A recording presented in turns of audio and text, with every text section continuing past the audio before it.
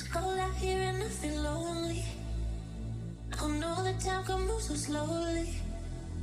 And in the distance I hear voices.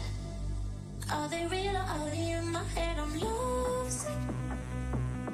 You got me lovesick. And I'm lovesick. You got me lovesick.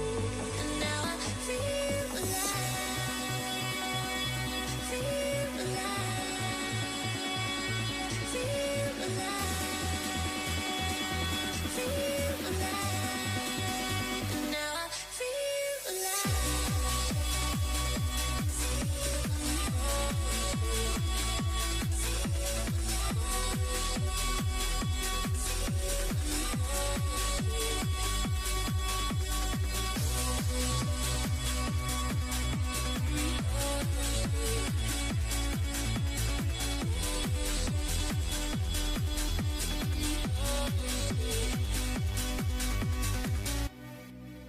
So many times they try to change me, and every time it drives me crazy.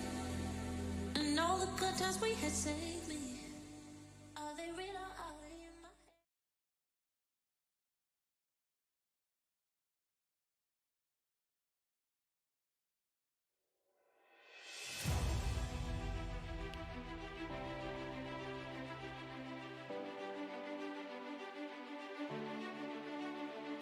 Well, hello and good afternoon, everybody. Welcome back here to Velocity Online Racing, and welcome to race number 2 of the VOR IndyCar Series. This is the Alts.org 350 at Michigan. It's myself, Ron Maunz, and Lucas Moody alongside me in the broadcast booth. Howie Burroughs is our producer for today's broadcast, using track cams provided by Whiplash SimCams and onboard cameras by Julian Altena. Well, Lucas, to keep this season up and rolling after a thrilling season opener at St. Pete a couple of weeks ago, we now have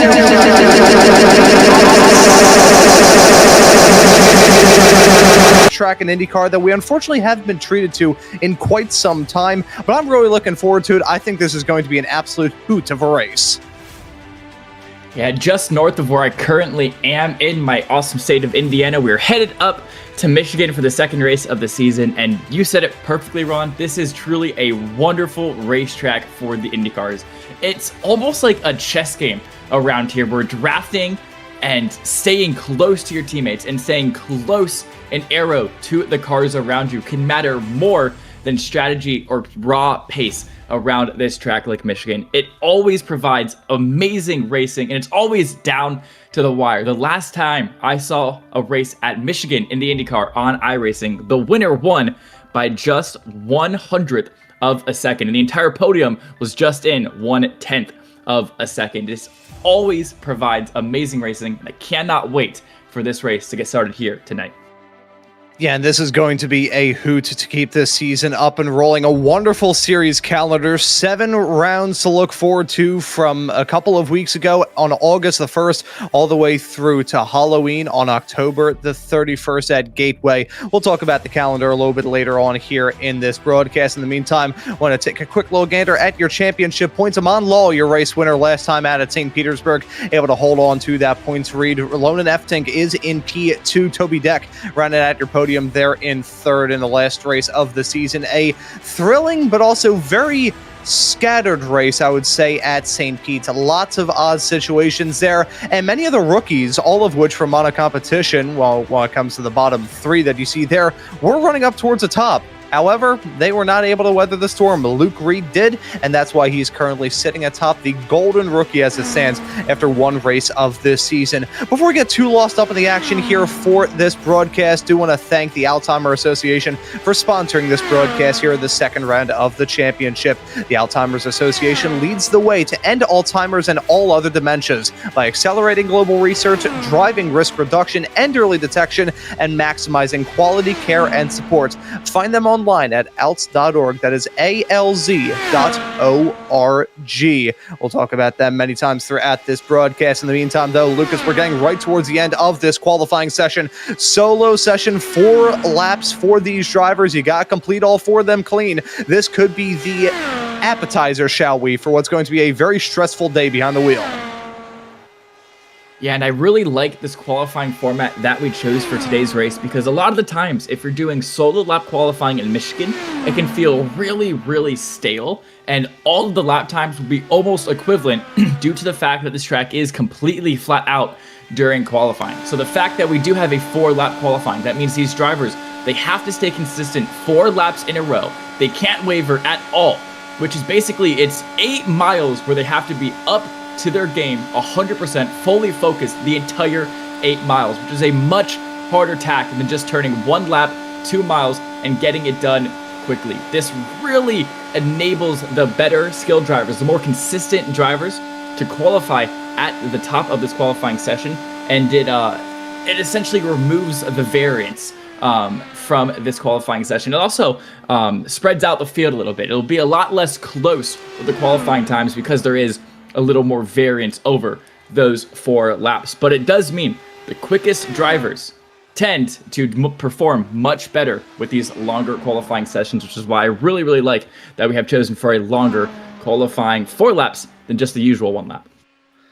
Yeah, we're seeing the best in this league rise up to the top with only about 15 seconds left to go here in qualifying. We're about to move off into this 175 lap long race, 350 miles for these drivers to tackle in the rolling Irish hills of Michigan. And you know, this track has a bit of a mean streak. It may have beautiful scenery, but this track is actually a little bit of silent menace. Doesn't matter whether you're here in the Indy cars or even in stock cars for that matter. This track has a bit of a reputation for being one that may not be the most forgiving on these drivers. Well, plenty of time to talk about that and more throughout this broadcast. Happy to have your company here on the channel tonight as we get ready to rock and roll here for race number 2 this season by taking a look at your starting grid. That's going to be Roden Eftink starting from the pole position. Alexander Weitzel, very impressive rookie from the opening race of the season at St. Pete's, will join him on the front row. Row number 2 here for tonight's race is going to see Liam O'Sullivan, the reigning champion,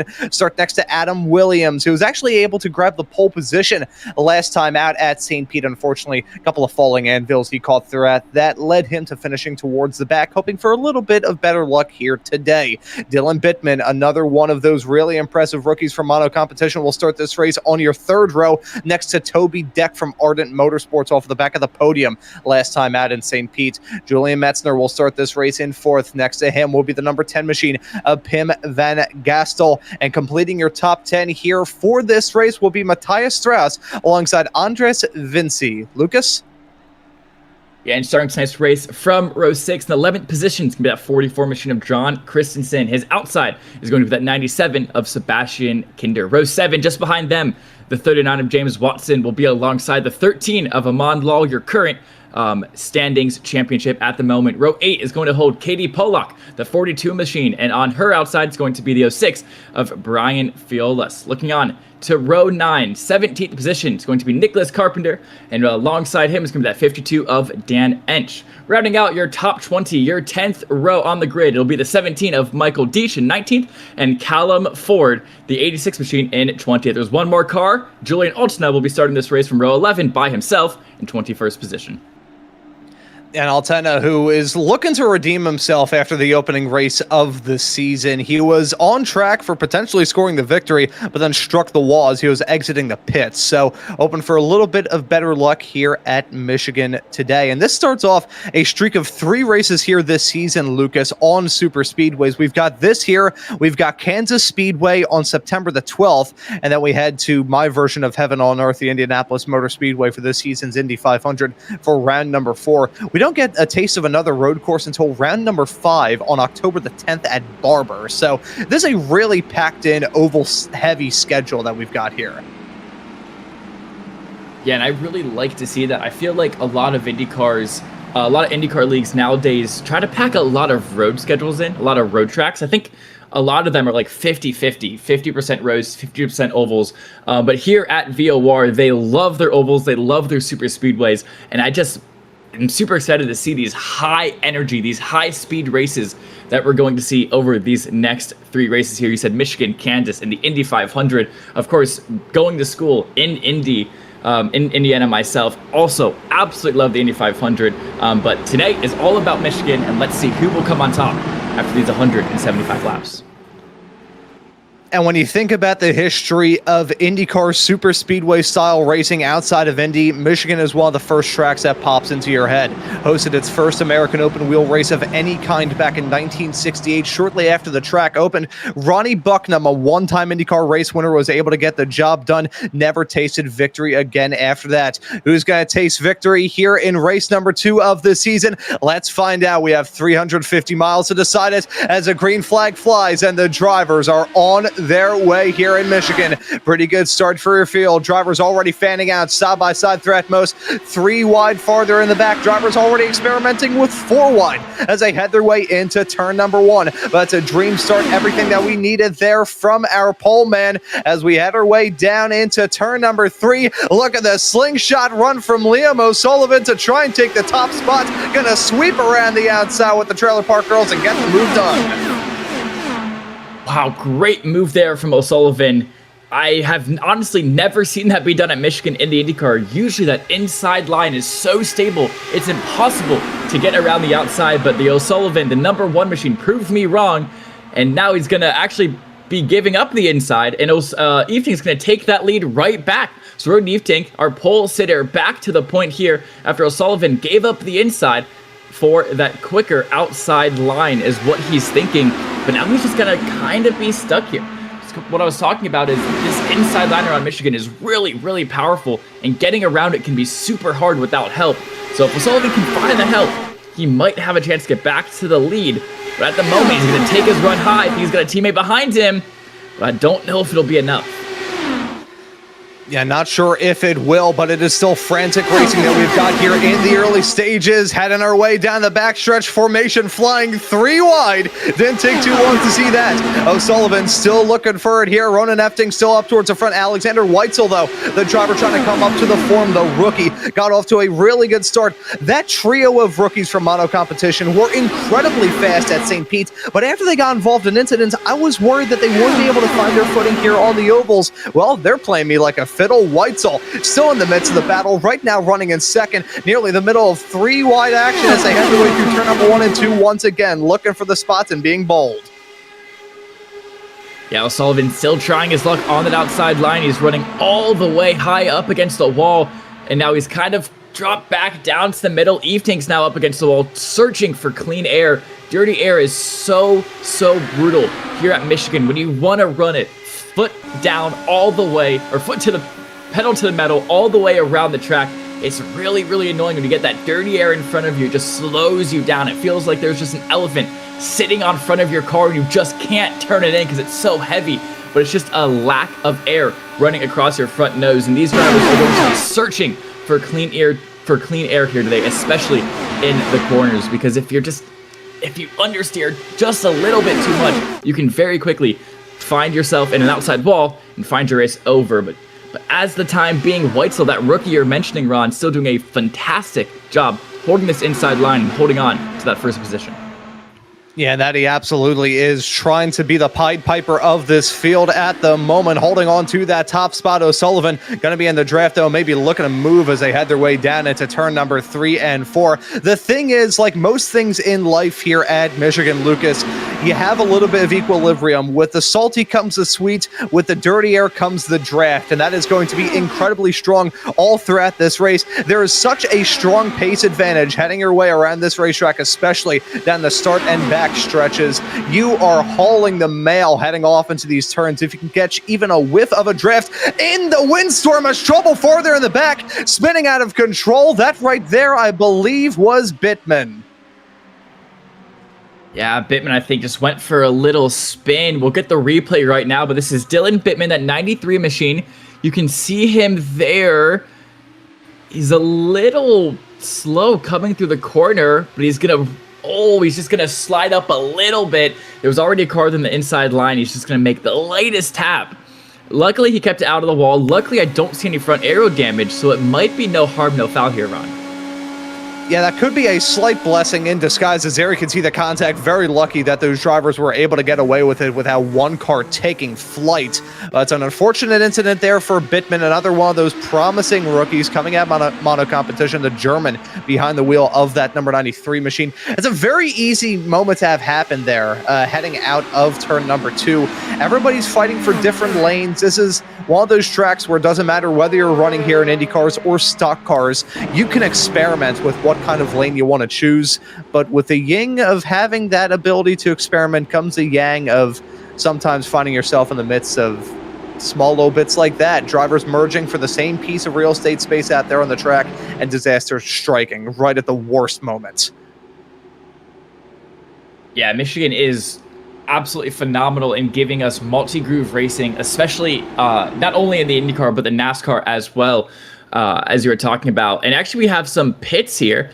I see about 8 to 10 cars pulling into the pits. I think just our top 6 stayed out, with a couple of stragglers as well.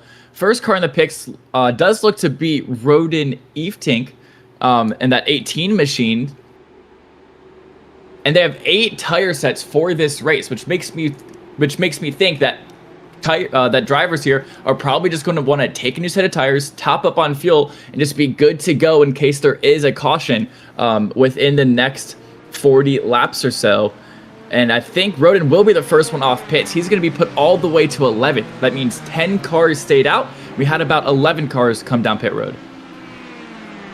You know, I will say, and this is honest, if you want to break it down, try and spread out the tires as evenly as melted butter on a piece of sourdough bread, you'd have to look at about 21, 22 laps to be able to run all 175.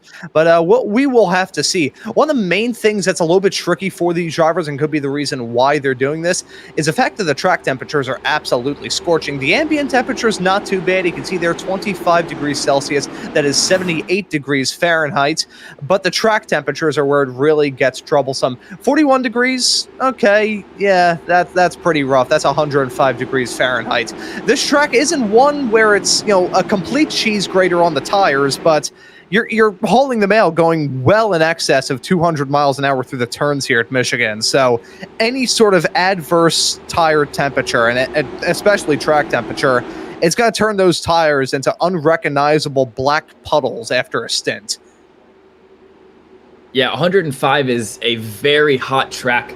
41 Celsius, 105 Fahrenheit, as Ron was saying, and that can be really tough on your tires. Just over the course of 10 to 15 laps, you can already start overheating them and wearing, especially those rear tires on exit. You can already start seeing wear on those tires very, very quickly into a stint when the track temp is as hot as it is. It's also going to provide a lot less grip out there on track for the drivers. A colder track gives us much more grip as drivers, but when it gets hot into the triple digits of Fahrenheit or above 40 degrees Celsius, it can really, really take a lot of grip away from the drivers and make it that much more difficult to race on. So it does not surprise me, I should say, that about half of the field did come down to top up on fuel and come in for more tires. And it does make sense just because of the track condition and the nature of the flat outness of Michigan, and that you are going to be pushing your front tires almost every single lap after lap after lap, just so you can keep pace with those guys ahead of you. Yeah, and right now running under caution, but not for long. We're bracing ourselves for the first restart of the night. And now, folks, just a quick little refresher on how these restarts fly. These restarts go the way of the leader. It doesn't matter when that green flag is called by the iRacing automated race control. It's just a matter of when our leader, that being Alexander Weitzel, the rookie in that number 5 machine, decides to go, and he guns it early, leaves everybody else napping at the lights. Green flag is back at 10 laps on the board. We're racing once again here at Michigan. Weitzel pulling out a lead, but that is going to come back to bite him where the sun doesn't shine here in a couple of moments' time, because everybody is going to have an almighty run heading onto the back straightaway. Let's keep an eye on this. Weitzel leading about 215, 220 miles an hour. Right behind those, Sullivan knocking on the door, 230 as he licks the stamp and sends it into turn number 3. Yeah, unfortunately there for Weitzel, he left that inside open, so Sullivan just said, thank you very much, goes all the way down the track, swoops in, takes that inside line and takes the lead away from your rookie, Weitzel. They seem to be side by side now, though, as Weitzel goes to the inside, right back around. Those two might be up to something. If it continues to go like this, I'll start talking about what I think they're up to. But for the moment, they already just have swapped a couple of times back and forth. And yes, they are two teammates. O'Sullivan and Weitzel are teammates, so I think they're up to something, Ron. I think they are swapping positions on purpose to not lose the runs that the others are getting. And I'll talk a little bit more about that later once the battles kind of settle down. But I think we've got some teammate games going on up at the front. Yeah, we're certainly seeing those old teammate battles decide to go on right now. These drivers playing the long haul, trying to strategize with each other. That's the benefit that mono competition team has. A lot of different cars in that stable, so a lot of room to work with, race in and race out. But it is still a sketchy deal either way you slice it to go side by side here at Michigan. Again, talking about the speeds, I think the minimum turn speed for some of the slowest cars out there on the racetrack is probably about 210 through the turns. Let's look at the mighty run heading our way onto the start-finish straightaway. This is where things could get very, very dicey. Getting the move done there is Toby Deck. This is where we really get froggy. Deck is actually not one of those mono competition cars, so that'll throw a little bit of wrench into their team works right now. Yeah, mono competition, they wanted to just kind of swap back and forth after every single straight. The car behind gets an almighty run down one of the straights. The car in front hops to the outside line. The car in front takes that run to overtake him, and then they just keep swapping like that back and forth and back and forth. It means the car that has the run, the trailing car, never has to lift. So you can always be on the gas all the way around the track 24/7. Actually, some almighty overtakes as the Competizione cars are coming back to the lead. This time it's Williams, though, in second place. Weitzel's teammate just behind him, and Deck is going to fall all the way from first to fourth, as I was explaining kind of the team games that Mono Competizione wants to play here today. Yeah, Deck at the moment is getting chewed up and spat out. Pardon the pun. His competition is decking him in the mouth right now. He's stuck there on the bottom, and his car is just getting super, super tight. A chronic case of the understeers as he heads his way around this racetrack. He finds himself in the midst of a hornet's nest, though. Nearly ran to the back of Adam Williams as they headed their way through turn number 1 and 2. Still keeping our eye on that front fight. Liam O'Sullivan is your race leader right now. Still side by side behind between Alexander Weitzel and Adam Williams. Frantic battling, frantic scrapping between these drivers. It's now a Brits 1-2, but Weitzel, the German, looking to try and change the status quo, taking the run and trying to go for it on the high side. This could turn into 3-wide racing just like that. Williams backs out of it, doesn't decide to send it midway through the turn, but Weitzel is going to have the run of a lifetime. He's got to swap sides like he's flipping burgers, go for it down the inside, heading into turn number 3. What a race that we are being treated to right now. And hey, folks, we're only about a tenth of the way in. Yeah, and we have teammates battling up front. I don't know if they're battling so much as just like trying to figure out where they want the other one of them and kind of how they want to navigate the situation. Because if they can finish 1, 2, 3, that would be a phenomenal race for Mono Competizione. But this man right here, Sebastian Kinder in the 97, trying to put a stop to their plans. He was looking down the inside of Williams. Oh, he's actually going to hit the wall. Corrected a little bit too much down the back straight. He's going to have Eftink now come up his inside. Polak is right behind him as well. And Sebastian Kinder making a very rare mistake down the back straight. Just kind of slams his right sidewall into that outside wall there. He's going to drop down to 5th. Yeah, not only does that stall you out when it comes to momentum, that's also just going to be quite the spook for you. You got to have a lot of confidence. You got to have a lot of mental strength to be able to send it lap after lap here at Michigan. So any sort of disturbance like that, it's not going to sit well with your nervous system. I can tell you that with confidence. Alexander Weitzel getting the move done once again. The game of leapfrog continues up towards the front of the field. But I got to say, Liam O'Sullivan in that one machine has been impressive so far. Your reigning champ really able to get the moves done, and it doesn't seem like he's really all that phased with the battling. Now, granted, his team car is up at the front, so you wouldn't think that he'd be shaking in his boots about battling with his own teammates, but I'm still liking what I'm seeing from that one so far. Yeah, definitely me too. I think the win for O'Sullivan will come easiest if he really gets that teamwork with his teammates down really, really nicely, and they're just able to either one, create a blockade at the front of the field that nobody can get around, or two, do what they're doing right now, play the team games and try to pull away from everybody else behind. Now, when there is this much draft, I think it would be very difficult to use that second option and actually try and pull away. So I think what they might start doing is trying to create actually a blockade that you cannot pass around. You can have O'Sullivan on the inside, Weitzel just above him on that middle lane, and you can just kind of drive right next to each other, 1 and 2, and it is basically impossible to send it around them 3 wide, and you can just kind of create a blockade on the inside, and nobody can really say something unless they get... I mean, nobody can really say something. I think 2 cars at the front battling, it's impossible to go around them 3 wide. Might be possible if you get a lot of teamwork, but I have not seen it done in the past before. We kind of single filed out here for our top 5. Maybe a little bit of action coming into turns 3, but I think that's just kind of the fan effect you see as drivers go into corners. They all fan out looking for clean air, and they all single file back up down the straights. Weitzel and O'Sullivan are still side by side for the lead, but it's been a pretty quiet evening so far. You know, we see Sebastian Kinder in the middle of that as well. After that little bit of wall contact there earlier, really starting to come alive at the moment here in this battle. Some drivers of note as well there. Michael Deitch, he's actually not chartered here in this series. A non-chartered entry, running pretty all right so far, is slotted right now in P3. As a 2 right up in front of him, we got swap spots once more. O'Sullivan and Weitzel. Weitzel, the rookie, looking to try and make up some ground in that points battle after a pretty upsetting opening race of the season here. We'll have to see what things may go down here between now and the checkered flag. Still a long way left to run here at Michigan. We're not even 25 laps into this 175 lap long affair, but I gotta say the rookies, certainly the ones from mono competition in the form of Weitzel and Williams, they are once again impressing me. Yeah, they're doing a phenomenal job running up here inside this top 10. Even Weitzel leading a lot of laps in this race and still running second with his other teammate, O'Sullivan, right there. Rookies looking very, very impressive. And of course, our third rookie in the field would be Metzner, who is also running in that top 10. Actually just passed Andros Finche there for that 9th position. Actually getting past Rodnevtig as well. He's going to move up to 8th position. Just as we were talking about that 91 machine, you can now see him in that red and black car on screen. He's got that inside line down, and he's still kind of side by side with Eve Tink.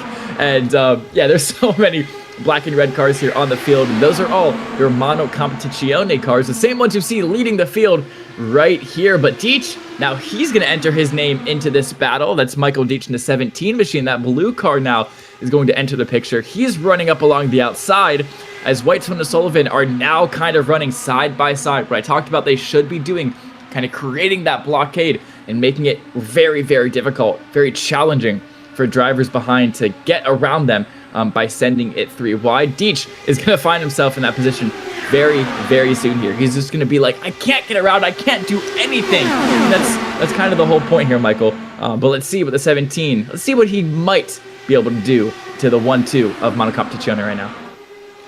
And you know, an interesting little point that I do want to raise, I mentioned, as we have a caution here in this race, and it's trouble for Julian Altena farther in the back of the pack. It's once again trouble as the field headed their way out of turn number 2. We saw a driver run into difficulties earlier on here in this race. Unfortunately, Altena, latest racer, and it's very similar. Side-to-side contact, that ends in tears. A hellacious impact there into the inside safer barrier, and Michigan's mean streak shows its ugly head once more. Yeah, it just looks like a little bit of understeer from Julian Altena. And I mean, the 10 of Pim van Gistel could have maybe put himself a little closer to the wall, but Altena washes up so much. You watch, he's all the way at the bottom groove, and his car goes all the way to the top groove, where there's a lime car waiting for him. He tries to turn hard right and save himself, but unfortunately, he was running straight into the wall and did not have the grip in his front tires to change his trajectory. We'll take a look at it one more time off board. And yeah, Pim van Gistel is just kind of holding his line. I could maybe see him go closer to the wall, but he is holding his line. And it does look like Julian Altena washes up. Just the dirty air is so brutal here, Ron. Oh, it absolutely is. And sadly, there may be 8 tire sets allotted towards these drivers, which we may see some racers take here in a few moments' time, but there are no faster pairs. That is virtually game, set, match for Julian Alten. Heartbreaking after what could have been a good bounce back here in this race. Instead is going to be a bounce off the wall. But we keep an eye on your field now, trundling their way down pit lane. Most of the field deciding to break away. Every single car in the field, even the drivers that pitted earlier on in the race, going to come into the pits. Many of these racers for their first tire set. Now we got into the pit stop dilemma and how easy it is to mess up. Alexander Weitzel double back up as he tries to hit his marks. That's going to spell disaster for him. It's going to be a massive loss of time there in pit lane, as I believe Liam O'Sullivan may have taken fuel only. No, he did go up on the jacks. He did take tires.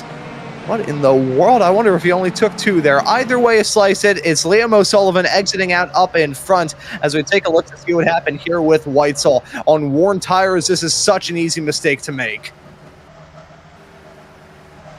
Yeah, and Eftink did the same thing right ahead of this. Look, he overskids his box by just a couple of meters as well and had to put his car in reverse. And Eftink, he gets out at the same time, though. You should take notice of that. A couple drivers in the field have shorter pit stops, which means they only took fuel. It's no tires for Eftink, and it's no tires for Fiolis as well. The only 2 cars in the grid that are on fuel only. Well, actually, Katie Polak showing up as a below 1 second pit stop as well. I wonder what she was doing in a 42 machine. But from what it looks like, the entire field on fuel and tires except Fiolis and Eftink. As we'll take a look at this from Ronan Efting's perspective after starting this race up towards the front. It's unfortunately not been the other race that he's had in mind so far in the first 30 laps, but still a long way left to go here today as we take a look at this slow trundle down in pit lane and the eventual mistake that's going to cost him multiple spots. Again, very, very different ways in which you can mess up a pit stop here. You can either pick up a penalty, you could end up overshooting the box. Sometimes drivers will try and overcompensate and undershoot the box. It's a very easy mistake to make. I will say one thing there about Liam O'Sullivan up at the front of the pack. He had a fantastic pit stop. I clocked it in at 7.2 seconds. That was a very rough call, just using my own stopwatch. That was insanely quick there for that driver to exit out once again with the race lead. Yeah, O'Sullivan, I mean, he was in and out very, very quick. I do believe Weitzel entered in first. He was the leader coming out of the caution, or coming into the pit lane. Of course, he was the one that we saw overshoot his box. He's now down in 8th, but still, O'Sullivan was in and out so quick. The live timing sheets I have pulled up said 7.9 seconds, so not too far off what you got with just your stopwatch. But either way, the one car in and out, showing why he's the former champion.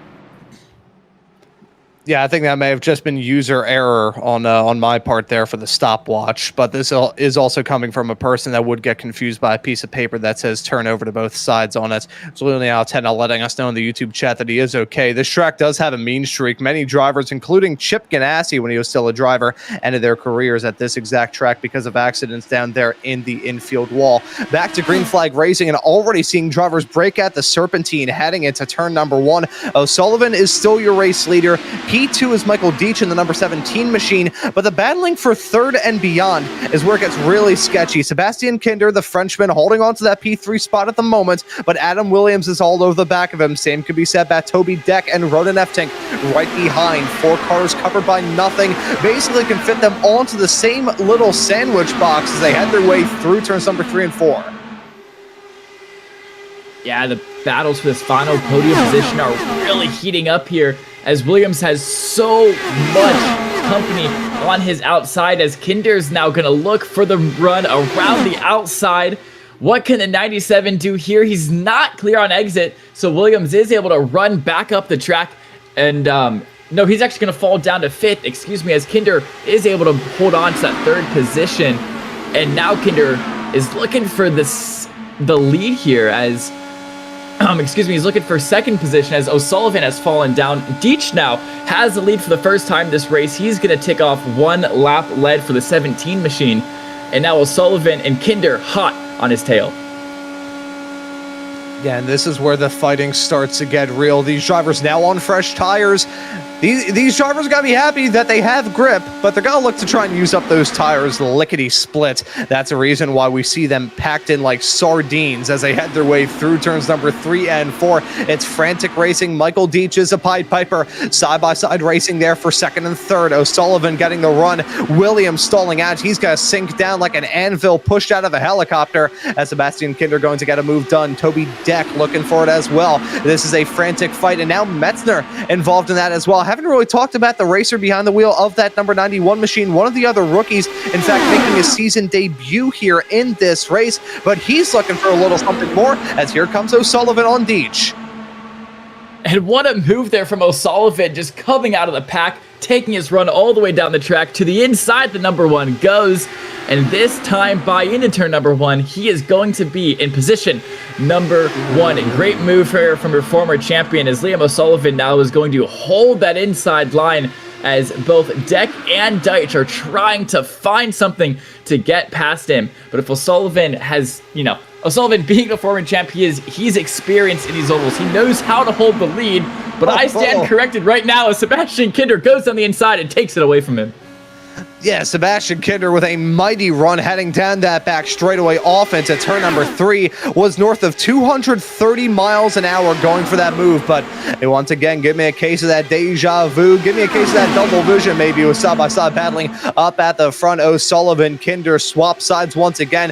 Deach looking for it as well on Kinder. That's going to be a swap for P2 there as well. Kinder maybe going to fall into the clutches of the likes of Adam Williams, but Williams is currently looking to stymie off a battle that is getting really intense right behind. Toby Deck looking for it on the high side. Julian Metzner, the German in the 91 machine, looking for it there on the bottom as well. There's a frantic fight and still continues. The American of Michael Deach going for it heading into turn number 1, and he will retake the race lead just like that. We've got side-by-side racing throughout most of the field, 3 wide farther in the back. What's the over-under on how many laps it is before somebody attempts to go 4 wide? I mean, I'm thinking 4 wide.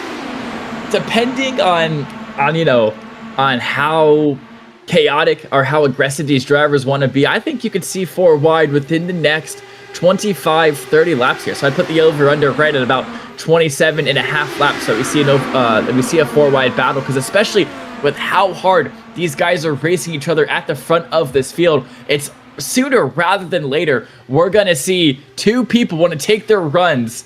And it looks like a little further back, Polak might have clipped the wall. She's still able to maintain her top 10 position, so I don't think she got hurt too much. We are going to take a look at the onboard of the 42 machine here. Coming into turn number 3, just washes up a little bit of the track. But like I said, she only loses that 1 position to the 19 machine there of Nicholas Carpenter, who was making his way through the field anyways. So not too much foul there for Polak. Yeah, so that's unfortunate for Katie Polak, the driver coming out of Czechia. A small little bit of wall contact, nothing too major, but you got to I guess, take the wins with the losses, I suppose. The wall contacts are not ideal, but they will be a semi-common occurrence when running 175 laps at terminal velocity here in Michigan. Just saw a new driver jump up into the race lead. That right there is a driver coming out of Hungary, Andres Vince. A fantastic move there for the driver, the number 85, jumping up into the top spots. I will say this, as we were seeing that battling go on and see the battle continue with Michael Deach going forward into turn number 3.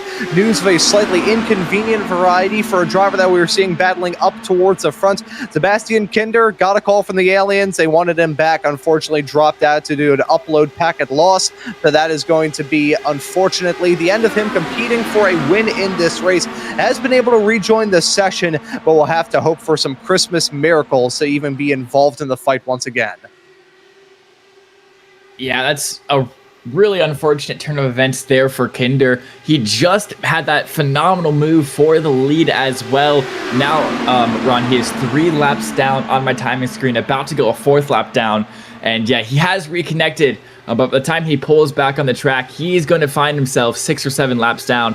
And at that point, you might not even race anymore. It is super, super frustrating to just turn laps when you are that far behind the leaders. But we'll see what the 97 car decides to do here. He could go for damage limitation, just drive around the field, and as cars DNF, they might find themselves, or he might find himself some extra points, some extra places. But at the moment, we have an awesome battle for the lead here as Deitch, that American you're talking about, going down the inside of the Hungarian driver in the 85 machine. And Vinci gets demoted to second. Michael Deitch now is 18 places up on the day. That's right. He started this race all the way back in 19th position, currently in second as Charpentier now goes for the lead, that 19 machine. But they're going to be side by side, one more lap. And I think these two are just going to be swapping back and forth. It's kind of hard to defend the run as they're driving it right now. Yeah, so keeping our eye on the fight right now. Good little moves going on. Some new drivers that we haven't really seen contend for spots a little bit earlier on here in the race. Good moves from Charpentier there up at the front of the pack. Keeping our eye on him as he tries to hold on to that race lead in the number 19 machine. Another driver that we did not see compete in the last round of the championship down there in St. Petersburg, Florida. So we will still see what these drivers can do and what could be their very first start here in this series, or at least their very first start here in season 16. And happy to have your company once again here on Velocity Online Racing. If you're enjoying the action that you're seeing, happy to hit that subscribe button and the notification bell so you never miss out on any of the racing action as we ride on board with Toby Deck in that number 83 car, looking for it on Vinci. Still keeping our eyes on this pack and battle with some slightly newer names and with it some newer ideas of how to battle for this race lead. Yeah, Toby Deck currently in fourth. He's staring down the barrel of those podium position drivers right now as Deitch pulls down the inside, looking for a move onto Charpentier one more time. And he is going to be able to get that move done, as it doesn't seem like the drivers today really want to defend that inside line. It seems like they'd rather just play it more conservative, play it safer, and just let the driver behind them take that lead away. And there's not being super defensive here. A lot of the times at Michigan, you'll see drivers instantly hopping down the inside line before the move even happens, just blocking it off, completely guarding it, and making it impossible to get around. But here today, with 130 laps left, we see these drivers playing it much safer. And, you know, if you lose first, you really don't lose that much at this point in the race. You actually gain a car in front of you that you can use to save fuel off of. So it makes sense that these drivers aren't being too aggressive with how they're defending this lead position here today. And they're just kind of letting each other swap back and forth like this. And one point that I'm shocked it's taken us about 47 laps to bring up here when it comes to this race is a newer thing with the IndyCar meta, for lack of a better term, here on iRacing, the hybrid system, the hybrid deployment. You can really, just completely make or break your own race if you can get that fully nailed down. I remember running this car. It wasn't here at Michigan, but it was at the sister track of this at Auto Club. And the strategy that I ended up using was saving the energy heading off into the turns just to slow it down a little bit, get that mid-corner speed and the mid-corner grip, and then you just lay on that hybrid deploy heading down the straightaways. These drivers limited to how much they can use throughout a single lap. And these drivers at this point, they're still trying to figure out how the game should be played best. They definitely use practice and some other races they may have run here as a good little basis to try and build off of. But this is still something that continues to evolve. It's an added strategy thrown into the midst. Whenever we talk about strategy in the world of motorsports, we usually think about the pit stops. Now with the hybrid systems on these IR18s, we have to talk about strategy both on and off pit lane. Yeah, and you also have to think about those roll bars in your weight jacker as well. Both of those tools as well can greatly vary how your car drives in clean air, how your car drives in dirty air, and how it responds to your turning mid-corner. And that is another thing that these drivers have to keep an eye on. This IndyCar here in iRacing is very, very complex. And that's why I love these kind of super speedway tracks we get, like Michigan, like Kansas, because it allows for those complex tools to kind of turn this race almost into a chess game more than a race for straight up pace, which I really, really love. I think it's really, really cool. And a lot of the times what matters is car placement and your tools and your hybrid system now as well. That matters more than just simply how quickly you can drive around the track, which I think adds a really cool layer of depth to these super speedway races here in the IndyCar, as we still see Deitch and Charpentier, you know, handing those places back and forth and back and forth. I wonder if they have, even though they're not teammates, I wonder if they have a little bit of team games going on anyways between these two. The way they're tossing this lead position back and forth kind of seems like it. And now as soon as I say that they're battling side by side, Ron, once again, I am completely I am completely stand corrected here, as now it would be Charpentier taking that lead and Vinci actually taking away the second from Deitch. Yeah, so Charpentier back up to the point as the 85 now going to try and withstand the pressure. Actually, no, it's more going to be the 85 playing that game of leapfrog once more. Again, the draft using the hybrid and able to send it into turn at number 1. Gotta wonder who's going to be the next to try and get involved in this battle between the top two. Will it be Michael Deitch? He's the closest to them right now. Getting a fantastic front row seat of this action as he heads his way down into turn number 3 and 4. Excuse me, and lost that there on the racetrack. It's a good thing these drivers don't want a repeat of Texas in 2001 when Cart tried to run there, but couldn't because the G-forces were too high. Following Deitch as he finds himself in the midst of an absolute hornet's nest. This is a bad position for Michael Deitch to be in, because you're getting the worst of both worlds. As much as you may be entertained by that battling going on right up in front of you between Vinci and Charpentier, you've also got the fact that Toby Deck is right on the back of you. So too is Dylan Bittman, although the gap has kind of grown out as they had their way down the back straight away. This is a sketchy position for Deitch to be in. He is in the meat. He is the meat of a very uncomfortable sandwich right now. Yeah, he is just kind of hanging out there. I mean, Vinci and Charpentier are battling ahead of him. He's got Deck and Bittman close on his tail behind. Really, the only thing he can do is sit behind this battle for the lead and just hope that Deck doesn't go for an absurd move down his inside. Kind of like what we're seeing right now is this is Rodin F-Tank going down the inside of O'Sullivan. These two have been battling it out for seasons after seasons. Right now we're watching them battle it out for 7th place, as F-Tank will have to file back in line, not able to completely overtake on your former champion here today. But yeah, once again, look at the rookies, Ron. 5th and 6th position here for Bittman and Williams. I mean, just phenomenal race from these guys. Literally only their 2nd race ever in this series. Their first ever race on an oval in this series. And they are absolutely delivering here today so far. Let's hope I don't cast his curse then. Let's hope I don't, ruin their race by saying this. Let's hope they can stick up in these top 5 battles like they are right now, because they are really putting on a show for us here today.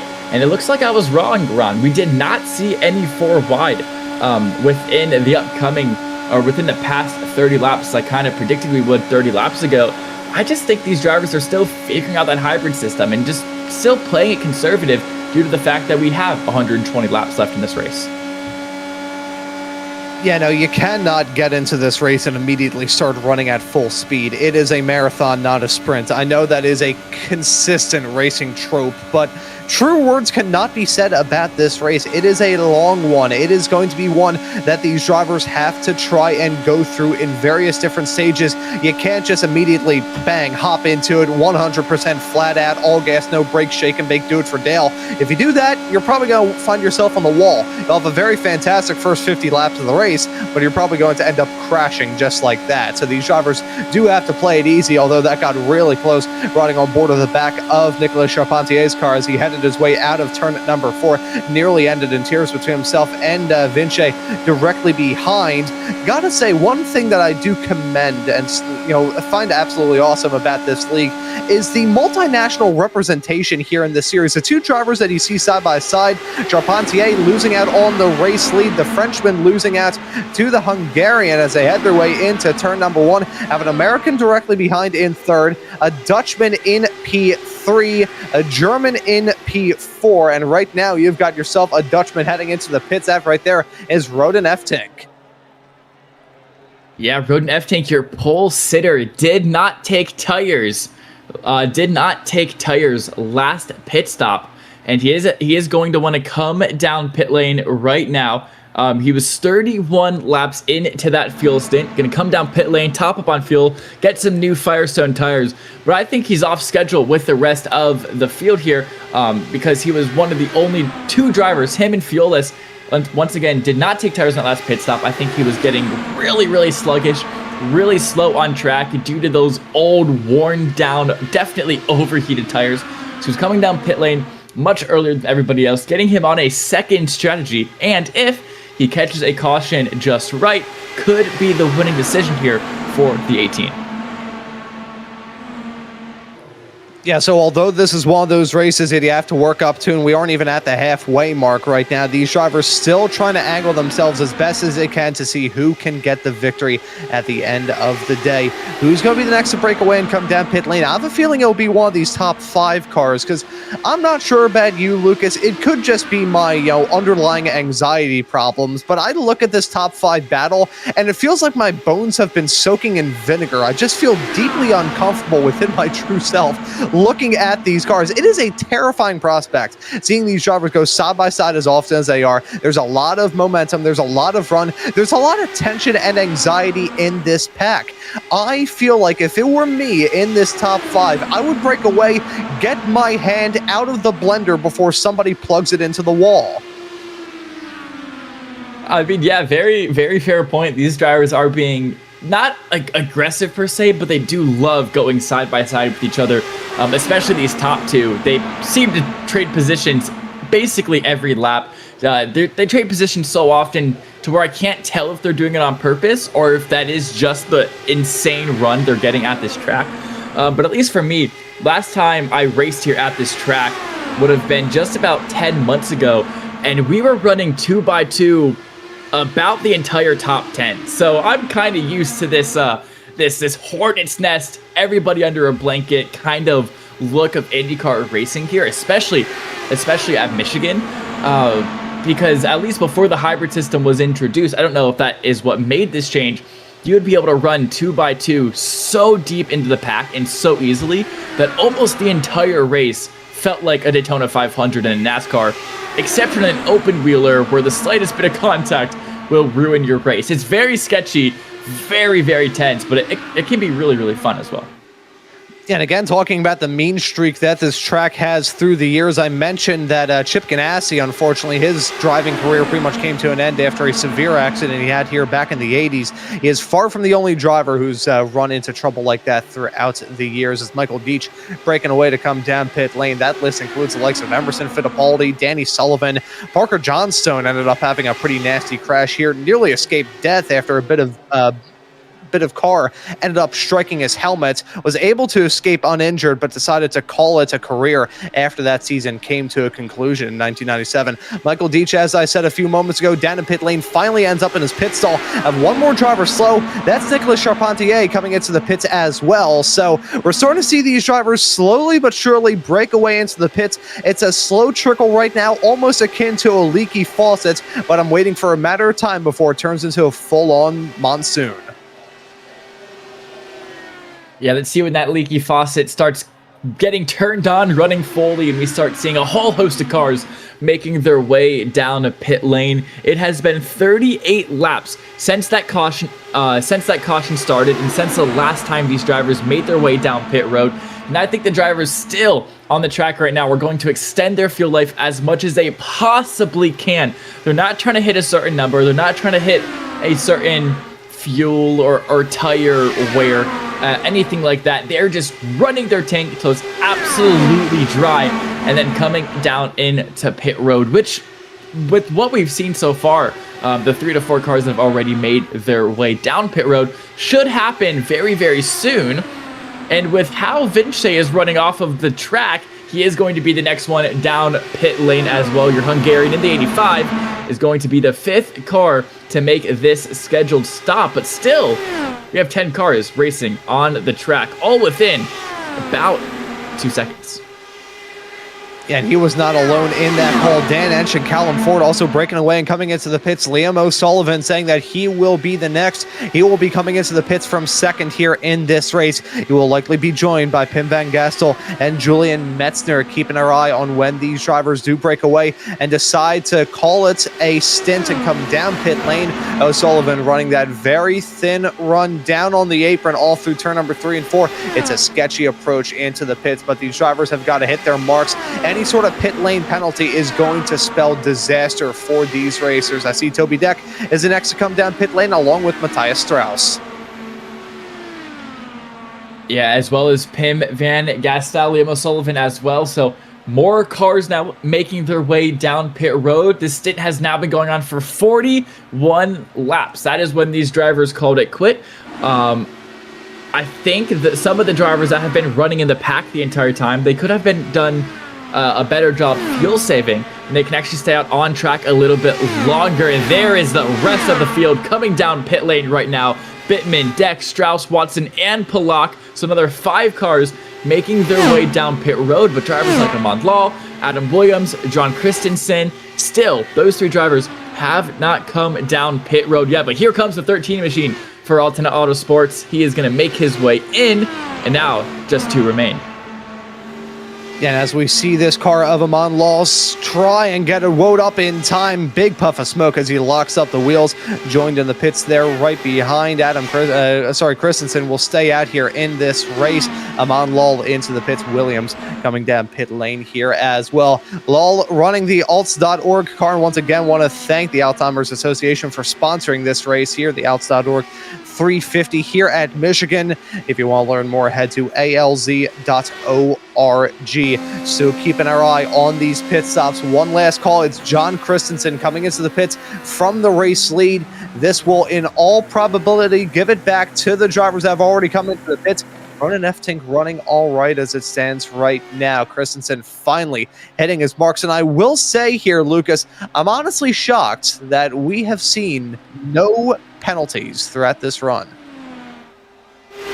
Yeah, pit stops are very hard to nail, especially in the IndyCar. You're carrying 210, 230 miles an hour worth of speed coming into the pit road. It is very difficult to slow your car down as you're going onto the apron, as you're turning it around turns 3 and 4 with absolutely no banking given to you whatsoever. But these drivers, all 21 of them, all 19 of them that are still running, I should say, did a fantastic job slowing their car down. No penalties were handed out for pit lane speeding, which is something you rarely see because a lot of times pit lane practice is something you don't really do a lot. Sometimes you think it's the easiest part of your race. It's whatever if you go a little bit slow into it, but pit lane can really make or break your race. If you nail the pit lane entrance, you can save about 2 to 3 seconds. And of course, if you go over the limit by just a little bit, you're going to get yourself a speeding penalty and lose 40 seconds of on-track time. So it is a really, really important thing to practice. In a lot of leagues, drivers don't really care about practicing it, but I like to see that right here, these 19 cars absolutely did practice it, and they all nailed it their first time through. Yeah, rocking and rolling right now, getting close to lap 75 of 175 here in this second round of this season. Happy to have your company once more. Here is how things stand right now. You're looking at the battle, which, at least when it comes to the strategy these drivers are on, is for the race lead. We saw Ronan Eftink run that alternate play call, come into the pits about 11 laps before his rivals. He's your race leader right now. There's no denying that, but he is on a much different strategy than the drivers that are behind him, so we got to wonder whether Eftink can make things work. We'll have to see how things roll. Got to roll with the punches here throughout the rest of this event. There's still a long way left to go. 200 miles left for crying out loud, so we can't give anybody the W quite yet, but he can already tell these drivers have their eyes less focused on, the next lap and more so about 99 laps time. Yeah, what I think Eftink was doing, I think he was playing the fuel number or the lap number instead of how much fuel was actually in his car. If you see, a lot of the stints ended at about either 40 laps into their stint or about 44 laps into their stint. We'll just say 40 laps to make the math easier. But if you go 40 laps back one at a time from 175, you go 135, then you go 95, and then you go 55. So looking at it right now, all of these drivers to be on schedule with the end of the race would come down once more at lap 95, or again at lap 95, and then one last time at lap 135. Which means all of these drivers, if they were playing that perfect strategy, would be coming down much, much earlier than their stint would allow them. Who wouldn't be coming down earlier than their stint would allow them is Roden Efting. He has 18 laps in his stint already. It's about 17 laps to lap 95, and that puts him right at the 35 lap counter in his stint. And then from there, he can pit one more time till the end, effectively nailing his tire and fuel strategy. So I think while the rest of the field has been playing just, I'm going to pit when my fuel runs out of, or my tank runs out of gas, and then I'll come down pit road and top up. F-Tank has been playing the numbers since the beginning. He's going to come down at roughly lap 95, I'm predicting, come down again at lap 135, and then use that to see if he can try and win the race. And why this benefited him so much is he is effectively getting more out of his tires than the rest of the field, because he was able to cut his last stint short and now have fresh tires for the last, 19 laps, while the rest of the field was running on 30, 35 lap old tires. He's been able to just run quicker laps, outpace them, and that's why he's given himself a 2-second gap over the rest of the field. I predict he's going to come down in about 15 laps time. We'll have to wait then to see if I'm correct or not. Yeah, and only time will tell. That's why I usually don't make many predictions here on these broadcasts, because I make enough of a donkey's you-know-what out of myself on these broadcasts, enough just with some of the stuff that flies out of my mouth in the heat of battle. I'm not going to make any predictions, because that's when it usually ages like milk in the Nevada sun, as we keep our eye on these drivers battling. Roden Efting had that advantage. Emphasis on the past tense there, because Brian Fiolis is right behind him, applying that pressure, and it's allowing everybody else to kind of use that lap car a bit like a bridge to keep these drivers close in. One point that I do want to raise, Fiolis is pretty much on the exact same stint as Roden Efting. They came down pit lane roughly around the same time. Fiolis, of course, one lap down, currently running in 19th after trouble earlier on. Had a very troublesome run through into the pits, and now just like that, Efting under real pressure, side by side, heading into turn number 1. That's O'Sullivan, Liam O'Sullivan it is, looking for it, sweeping around the outside, and now he's got some company. It's teammates, but it's company nonetheless. Bittman looking for it down there on the bottom. Efting trying to weave to break that draft like a madman, heading his way down the back straightaway. He's holding on to that top spot for now, but we're going to have to add in some post-tense to that real quick. Yeah, now the unfortunate thing for Roden Efting here is he's on 10 lap older tires than the rest of the field, so they are going to have much more pace than him. And now that they've caught up with him, it's going to be a tough task for the 18 to defend his lead. O'Sullivan's going to be the one to try to go around him first, and he is able to get that move done. Mono Competizione back into the lead, just like they have been for most of the beginning of this race. And they're back to the 1-2, as Dylan Bittman as well will be able to get by F-Tank, and Dylan Bittman to the lead now as he get past his teammate of Liam O'Sullivan as well. F-Tank on 10 lap older tires will fall to third, unfortunately, for the 18 machine. And we're 3 wide behind. Williams, Deck, and Strauss are going to send it 3 wide down the front stretch into 1. It looks like Strauss will have to back out. Williams trying to hold that inside line up into the wall as well. But no harm, no foul. It looks like Deck has to fall back behind the other two. He's the big loser of this battle.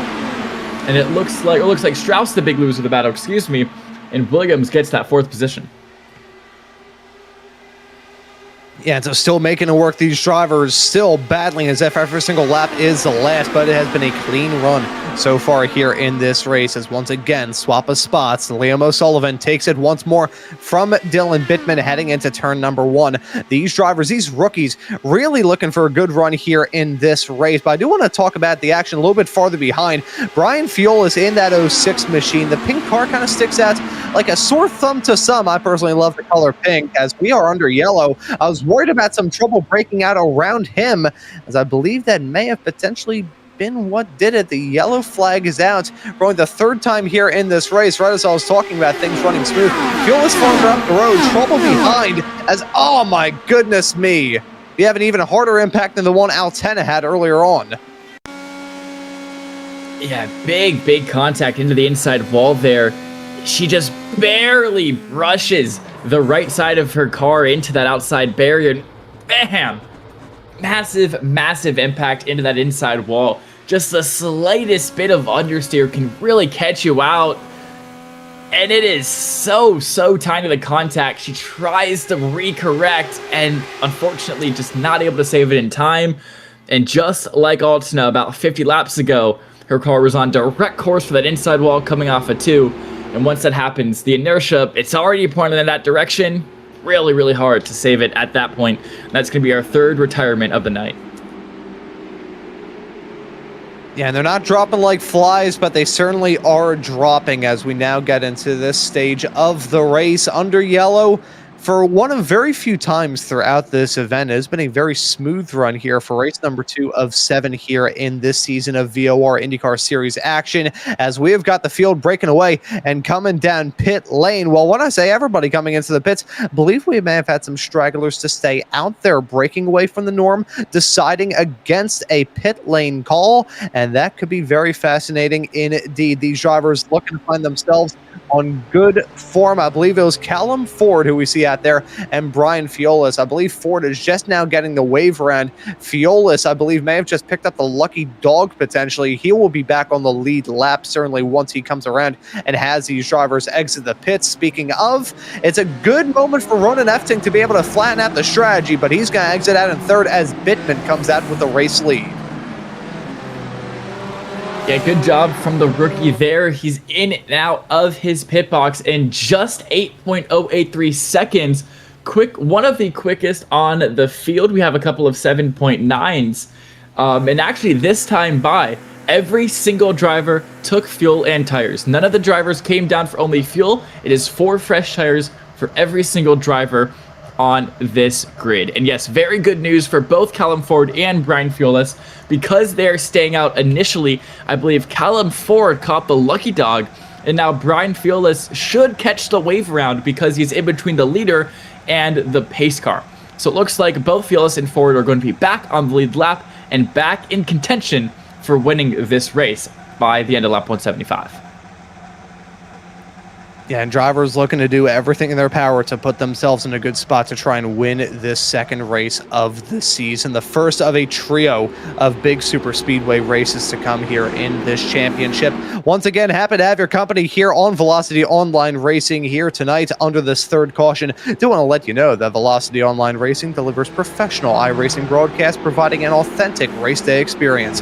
Our custom IndyCar style overlays create a clean and immersive viewing experience reminiscent of professional motorsports broadcast, streamed at 1440p 60 fps production, and with expert commentary, Velocity Online Racing gives your series the presentation it deserves. Broadcast packages start as low as €50 per hour. And if you want to learn more, contact Velocity Online Racing at gmail.com to give your iRacing special event or league the exact kind of broadcast that it deserves. And if you're enjoying this broadcast once more, happy to hit that subscribe button and the notification bell here on the channel so you get notified every single time we go live, and hit the like button if you're enjoying this stream as well. Coming around to a restart in about a half a lap's time here, Lucas, and I feel like I say this every single time we're coming around to a restart. The nerves, my oh my, are they high? Oh yeah, 100%. You know, when the lights in the pace car go off and you start getting your car into first gear, you start setting your roll bars back to where they need to be, your weight jacker as well. You turn your engine mode off of fuel saving 8 back into 1. That's how you know you're ready to go. Your adrenaline starts pumping, your blood starts flowing quicker, and your heart starts racing as well. That's when you know the green flag's about to drop, and it's going to happen in just any second now. We've only had 3 cautions this race. This is the end of our third one. It'll be lap 88.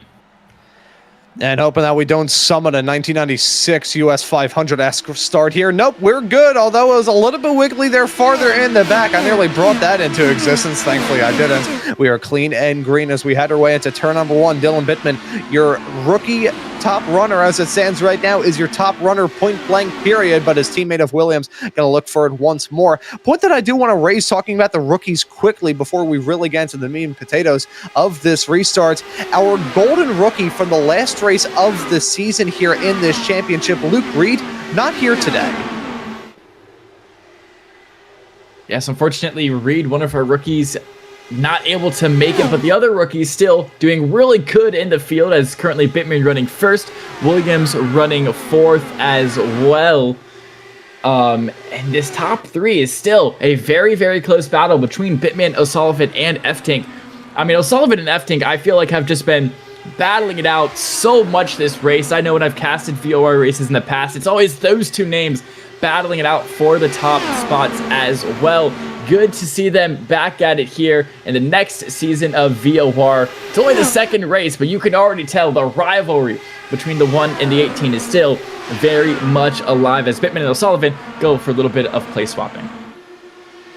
Yeah, already seeing these drivers decide to have a little bit of fun with each other, keep the tempo, keep the rhythm, try and keep the juices flowing whenever they get themselves involved in a fight. Here we go. O'Sullivan looking for it down the bottom into turn number one. I keep calling it turn number one. It's turn number 3 and 4. O'Sullivan back up into P1 there. That's probably where I was getting at, as Bittman once again going to attack. Got to keep our eye on Williams, getting the strongest draft of the trio. Will he go for it? He will not. Gonna hold off. It's a mono competition 1-2 here. 92 laps into this race. It's a 1-2-3 for that matter. Ronan F-Tank, though, you know, he's going to be looking for a little bit more from that always competitive Altena Autosports stable. He's going to look for it here in this race for sure. As we have got battles up and down the field, here's one of note, 2x2 here in the midfield. Yes, 2x2 indeed, as Toby Deck in that red and green 83 machine. We're used to seeing him at the front fighting for that podium and fighting in that top 5.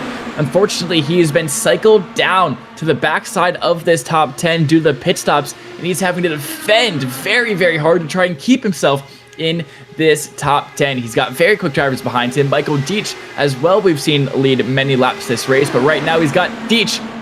Yes, he does have Deitch indeed to worry about, as he's going to go down the inside. Now he has Christensen to worry about as well. Dex forced the high line. Christensen's taking that inside line away. Across the stripe, it's Deck by a little bit, but that 44 car, he does have the preferred line. Can he slip it in there? No, he does not. Deck does a phenomenal job of not only blocking off Christensen, but then as well getting back past Michael Deitch. So Toby Deck driving a really, really good race, defending for his life out there and hoping he can catch up to the back of Pim Van Gastel. But 1.2 seconds is going to be a lot to overcome by, especially when you have cars behind who are trying to overtake you and trying to pass you. Will not make his job any easier. Yeah, no, really for all these drivers, I think their main agenda is, well, obviously to win the race. Secondly, to make it as much of a nightmare, for lack of a better term, for their competition as they possibly can. But we have still got a long way left to go here in this race, getting closer and closer to that 100 lap mark. And that will be a nice little checkpoint here. Lucas, I'm not sure about you, but when I ever got the chance to cover endurance sports car racing, I always say that the drivers and the teams set little checkpoints throughout the races. And this event, lap 100, is going to be a big checkpoint. That'll feel like a momentous occasion for these drivers. Has contact, trouble heading through turn number 2, and that is going to send him up into the fence. More drivers piling in. That's Amon Law. Nearly ends in disaster there for Brian Fiolis. I believe there was contact. Fiolis may have just broken off a wheel, but disaster for Williams. That'll bring us under yellow here, 96 laps into the race, and let's take a look to see what happened here. Williams, really nothing that he could do. The car there on the bottom just drifting up high. Yeah, I mean, Williams is kind of holding his outside line there, and I couldn't quite see what car that was. That purple and blue car. It might be Charpentier. I am not 100% sure. I think, okay, yeah, I do believe it is Nicolas Charpentier in that 19 machine. But I think he just caught an insane amount of understeer. We're going to look at this on board the Maunz Law. He was right behind this incident. But watch as Charpentier comes up the track kind of out of nowhere, and Law has absolutely no place to go. He's on the edge of his grip, on the edge of his line, trying to wash back out to the outside, and he just doesn't have the front end mechanical grip to turn his 13 machine back down the racetrack to avoid this incident. On board with Violas now, who I think also clipped a little bit of Williams's car. So I think it happens right up here on the exit of turn 2. You'll be able to see it in the distance. You'll be able to see the smoke, but watch how quickly the 06 approaches this, and he's kind of trapped in. Matter of fact, he's smoke screen. He can't see anything, Ron. Oh, the fact that he was able to avoid that, you can see the wheel briefly popped off, but it was iRacing trying to register whether that was a crash or not. Thankfully for Violas, it was not. Those were some matrix maneuvers that he had to pull off heading there through the back straightaway, through the smoke and the chaos of that incident. As we take a look at this here from Charpentier, there's the contact. Yeah, just drifting up, got way too tight as he headed his way down there on the bottom. We'll take a look at this from his perspective behind. Keep an eye on two things. That white line down there on the bottom and the car directly behind him may not be, right on top of each other as that car directly behind, but just enough to take a little bit of rear wing off of it, and ever since then it just caused that car to skate up. Yeah, he just overshot it by a country mile, and sadly, it's again another falling anvil for Williams. There's been 2 races in a row where he has showed some killer speed, but unfortunately that killer speed has resulted in him getting killed. Yeah, killed literally. That's pretty funny there. And yeah, just really unfortunate, because even with the onboard, you could see Charpentier, he's doing everything he can to try and turn that car back to the left. You can see he's understeering so much with his steering. He's trying to keep it out of Charpentier, but with just the dirty air coming off the car ahead of him, he just didn't have that front downforce to keep his car out of the, not only out of Williams, but as well out of the wall. And yeah, unfortunately, or I guess kind of fortunately for Charpentier, it didn't look like he had too much damage at all. Williams, though, definitely the one that was hurt much more in that incident. Of course, the penalties, the stewards might have something to say, or probably will have something to say about that incident. But for the time being, he is off scotch-free. Not much damage on that 19 machine. Yeah, before we get this restart here, which will be exactly on lap 100, you know how I said that was going to be a nice little checkpoint? Well, I guess it feels like even more of a checkpoint. We'll let you all know about some of the upcoming broadcasts here on the channel over the next few days and few weeks. Later on tonight, it'll be a special presentation of the iRacing Indy Next Challenge. That'll be on the streets of Chicago. That'll be at 3 a.m. Central European Summer Time. That'll be at 9 p.m. Eastern Summer Time. The Apex Hunters Motorsports W12 Series will be back on the channel on Sunday night. That'll be at 1 a.m. Central European Summer Time. That'll be at about 7 or 8 East Coast time. It's 7 o'clock East Coast time. I should know this because I'm the commentator on that. You can tell how good I am at schedules. The IndyCar Open Series will be back here on the channel once again there in Chicago on August the 25th. The Indy Euro Series will be back on the channel at Road America, and the iRacing Indy Next Championship will be back here on the channel on August the 29th. So have a lot of action here basically every single day on the channel. So again, gives you a pretty good reason to subscribe and hit that notification bell. So with all that being said, let's get this restart up and rolling. It's going to be Nicholas Charpentier back up at the front. Liam O'Sullivan there in second. Charpentier guns it early, and we're back to green flag racing. Just keeping the gaps big as he heads his way down into turn number 1 and 2, so he won't have a challenge there. But the back straightaway is going to be a completely different story. Yeah, he gets away nicely, as you said, but O'Sullivan and Bittman, those mono competition cars, they're going to be on his tail immediately, as you can already see that draft working.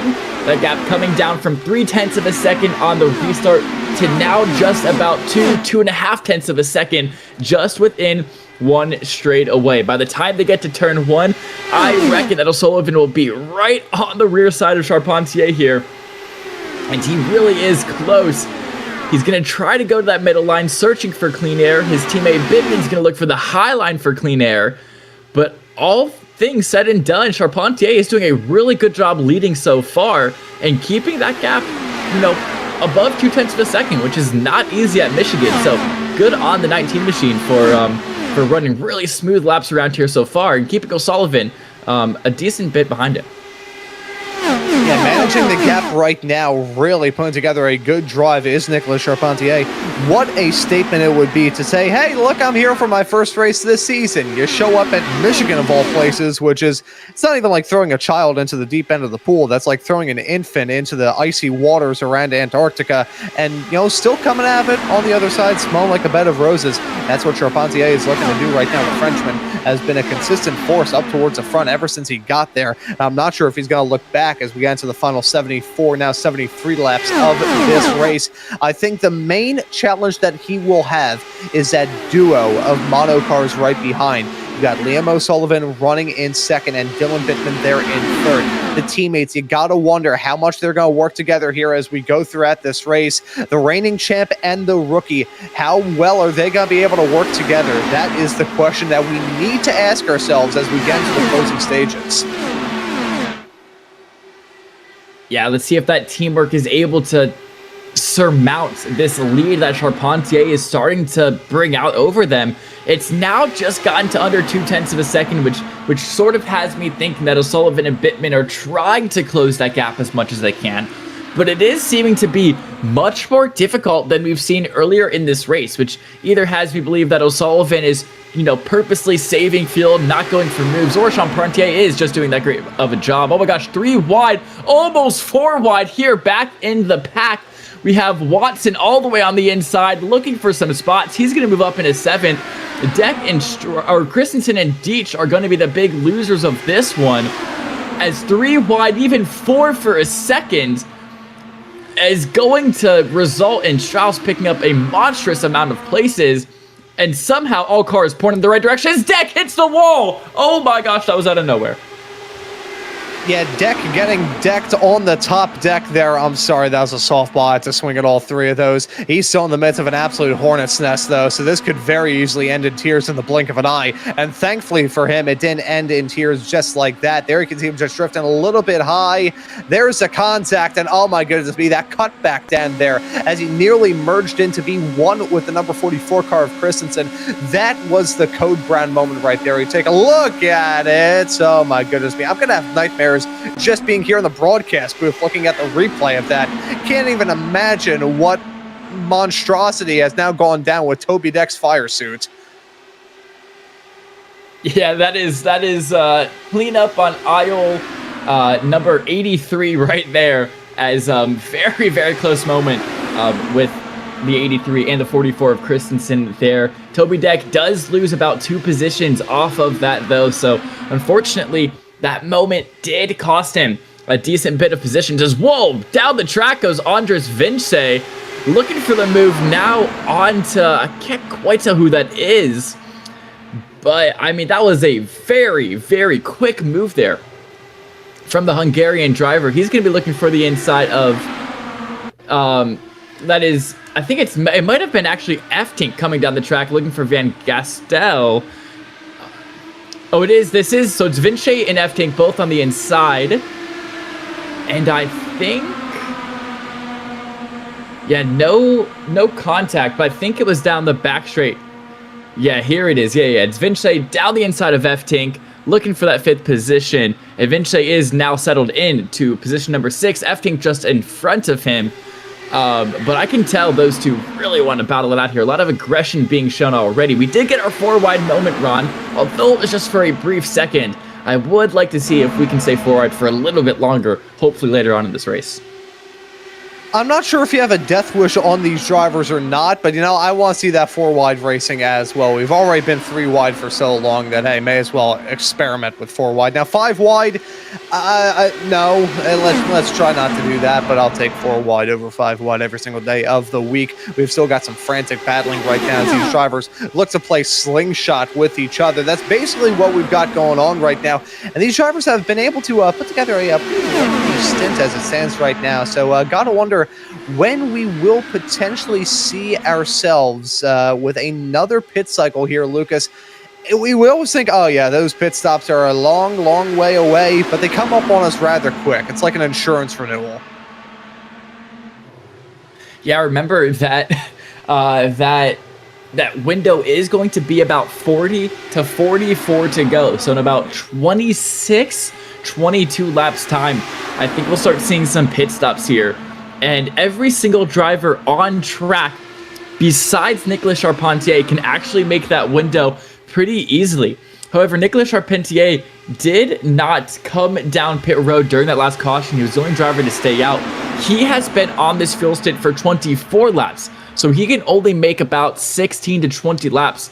That will not get him to that magic number of 40 to 42 laps to go. So Charpentier has a lot of fuel saving to do if he wants to make it to the end of this race on just one more pit stop. And currently, Ron, well, he is leading the race, and that is where you do not want to be if you're trying to fuel save. So sooner rather than later, he's going to have to let O'Sullivan or let Pittman by and start saving fuel, start lifting, coming into corners if he wants to make it to the end of the race, just coming down pit road once more. Yeah, so now we get into fuel saving, everybody's favorite thing in the whole wide world. And this is when it gets a little bit stressful. You know, I feel like, I mean, Lucas, you can kind of correct me if I'm wrong. I'll pass this off kind of as a question, talking about the mindset of these drivers, which is a storyline I always used to, you know, keep an eye on. The mind of a racing driver is a very scary place. I say this as somebody who spent, you know, still about half of his life running in karts, hasn't stepped in a kart in about 3 years, but I still know that my mind is a pretty scary place, and that can be said about most racing drivers. But to add in that little kind of twist in the equation, that added exponent, if you would, of having some fuel saving to try and pull off, that's when it gets to the point where these drivers go from, you know, juggling torches that are lit on fire to juggling chainsaws that are running at flat out. Yeah, I mean, personally, I love the fuel races. I love fuel saving. As a math guy, I love looking at my fuel number from my eye overlay and like trying to crunch the numbers in my head mid-race as I'm turning laps. I think it's just something to kind of occupy my mind with as I'm just kind of like, you know, lazily turning out these laps. And I also think that when I am driving fuel-saving races, especially on road courses, it tends to kind of ease my mind a little bit almost. Like, you don't have to fully push your car. You don't have to get all of the pace you can extract out of this. It's okay to just go a little bit slower, save a little bit of fuel, and lose time now for long-run gains. But, of course, on the other opposite side of that coin, I have interviewed drivers in some of these NASCAR spec series that absolutely hate fuel saving. I have had interviews where a guy comes up into the booth and like instantly goes, "Oh, it was another fuel saving race. I can't believe this." So I definitely know drivers that love or hate fuel saving. It might just be one of those polarizing things where you're not like about it. You either hate it or you love it. Me personally, I love fuel saving races. I think they're really interesting chess games where you have to crunch numbers, make sure you're hitting your number, and where full pace isn't the king. But some drivers, they want full pace to be the king. They want to push themselves to the limit every single lap, lap after lap. They don't want to have to worry about these numbers or anything like that. But I think out here today, for some drivers, they might have to start crunching some numbers, and they might be a little upset about that. Yeah, so whether you're a fan of crunching numbers or you just like lifting off the gas, we will have to see. Getting a little note slid to us from Howie in the production truck, letting us know that that's an excuse that Howie uses quite a lot, saying that, you know, justifying being naturally slow. I don't think you're slow behind the wheel, Howie. I haven't seen you drive, but I'll give you the benefit of the doubt to show you the kind of intellect that I have as a good racing driver's excuse. And I did actually say this one time, ran at an electric indoor go-kart track right outside the city of Philadelphia quite a few years ago, and I was slow in a certain race, and I blamed a misfire for the reason why I didn't do well. Shows you that I have the IQ of a mud flap, folks. Keeping our eye on Pim Van Gastel, able to get a move done up there into P3. Haven't really talked about that driver, the number 10 so far here in this race, but really choosing to peak at the right time. Now up into the top 5, really for the first time in this race. And although Pim Van Gastel is still under pressure from Watson there on the inside, we're seeing some good stuff coming out of that number 10. Yeah, the 10 finally getting his name up into not only the top 5 now, Ron, but also the podium, and now second place as well. This is looking around the outside of Dylan Bittman, the rookie for Mono Competizione. It's actually going to be 3 wide as Vincent out of nowhere. The Hungarian sends him 3 wide down the front straight across the stripe. He doesn't have the position on Pim van Gistel. He did momentarily have it on Dylan Bittman. He is able to secure that position coming off a 2. And now he's got a great run, maybe? No, he's going to have to file back in behind Pim van Gistel.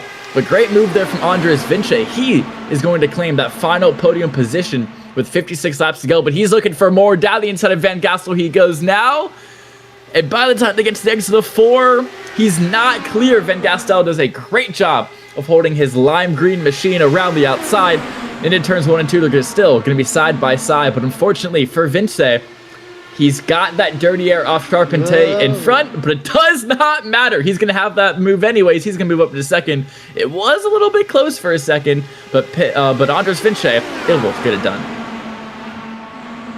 Yeah, so Vinche able to jump up into that spot, but nearly ended in tears between himself and Van Gistel heading out of turn number 2. Those two cars were very close to making contact. Van Gistel very close to hitting that outside barrier. We've already seen some drivers give that a love tap so far here. They've seen it end in tears for many. I don't think anyone wants to add their name into that list, as Vinche looking for it on the high side of Charpentier, side by side down the backstretch, chasing each other's tails into turn number 3 and 4. Who's going to win in this drag race? Will it be Charpentier there on the inside line? Looks like it will, but Vinche gonna have a mighty run, cuts down there on the bottom, keeps the momentum rocking and rolling, heading our way through the oval, across the stripe to start yet another lap.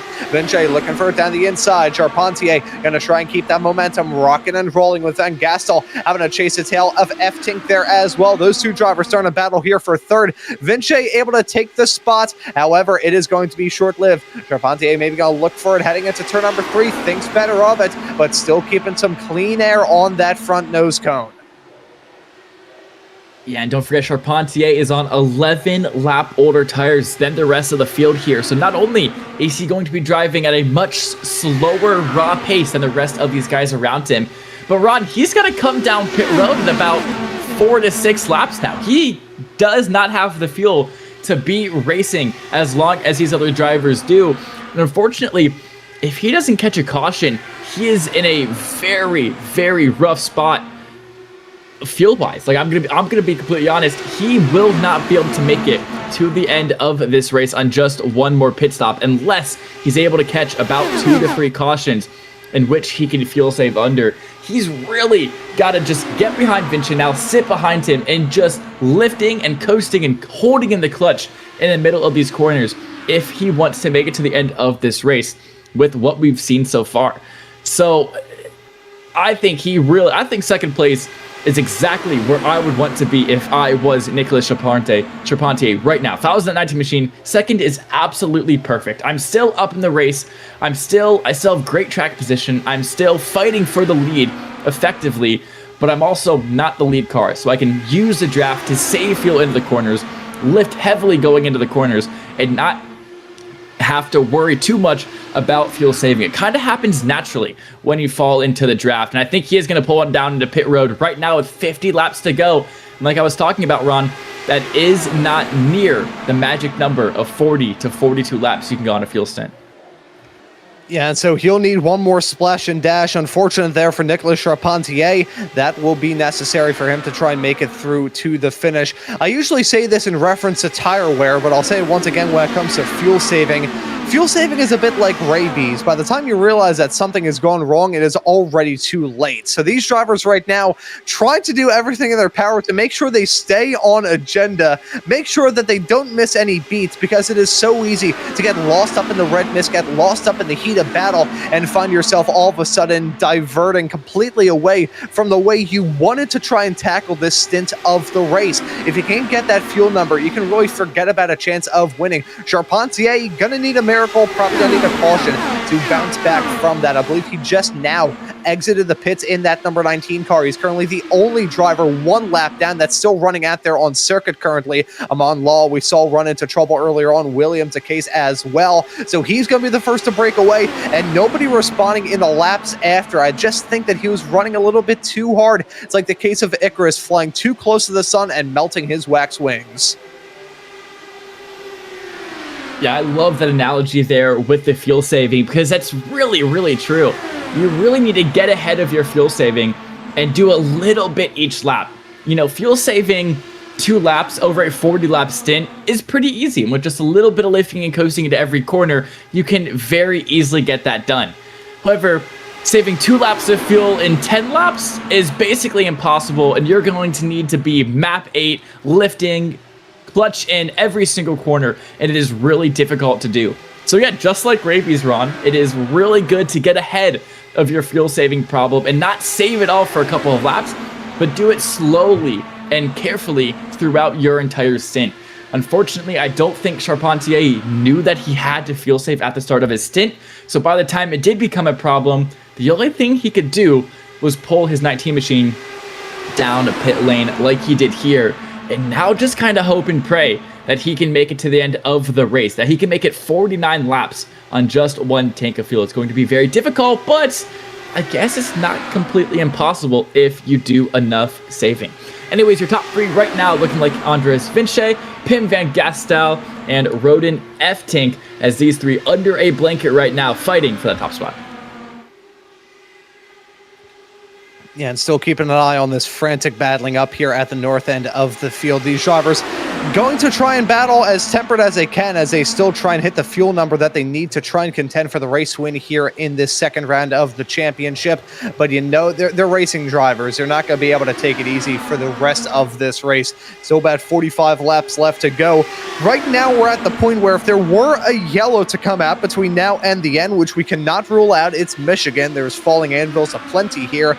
These drivers would be able to make it, but it would be very, very close. And if there were to be a little bit of late race drama, you can forget about it. So right now, these drivers having a lot of different permutations run through their head.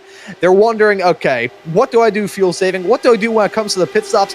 Those pit stops, especially under green, are such a horrifying prospect for these drivers. I remember as a kid, whenever I would go to bed, seeing that it was snowing and I knew that I wasn't going to have school the next day, I was so relieved. Now as an adult, whenever snow comes down, I think about it at night and I am dreading the morning because I know I'll have to shovel it the next day. That's kind of what these drivers are having. They're enjoying the battling, but they're also dreading the pit stops.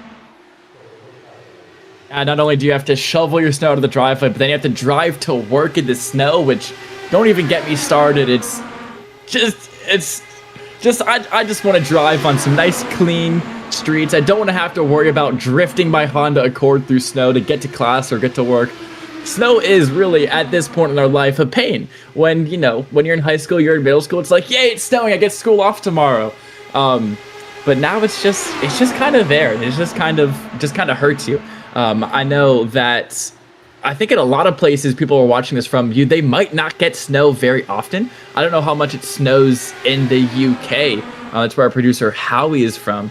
They might be able to fill us in on that, but I think it's not something that a lot of others experience.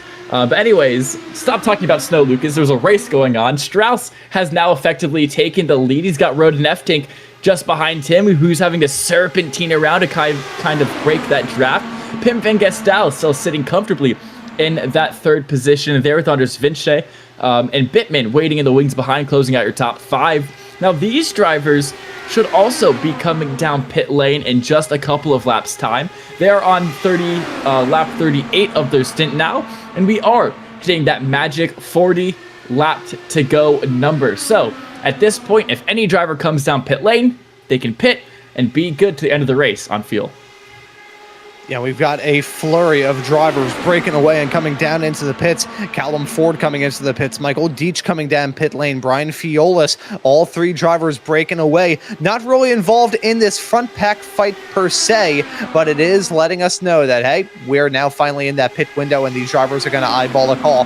One of them right now is Andres Vinci. He's going to come into the pits from 5th. Toby Deck will come into the pits. He is in 9th off the back of the podium last time out. Looking to try and continue on that same form as Strauss and F-Tank side by side heading down the backstretch into turn number 3. That's F-Tank taking it once more there on Strauss. Gets it done.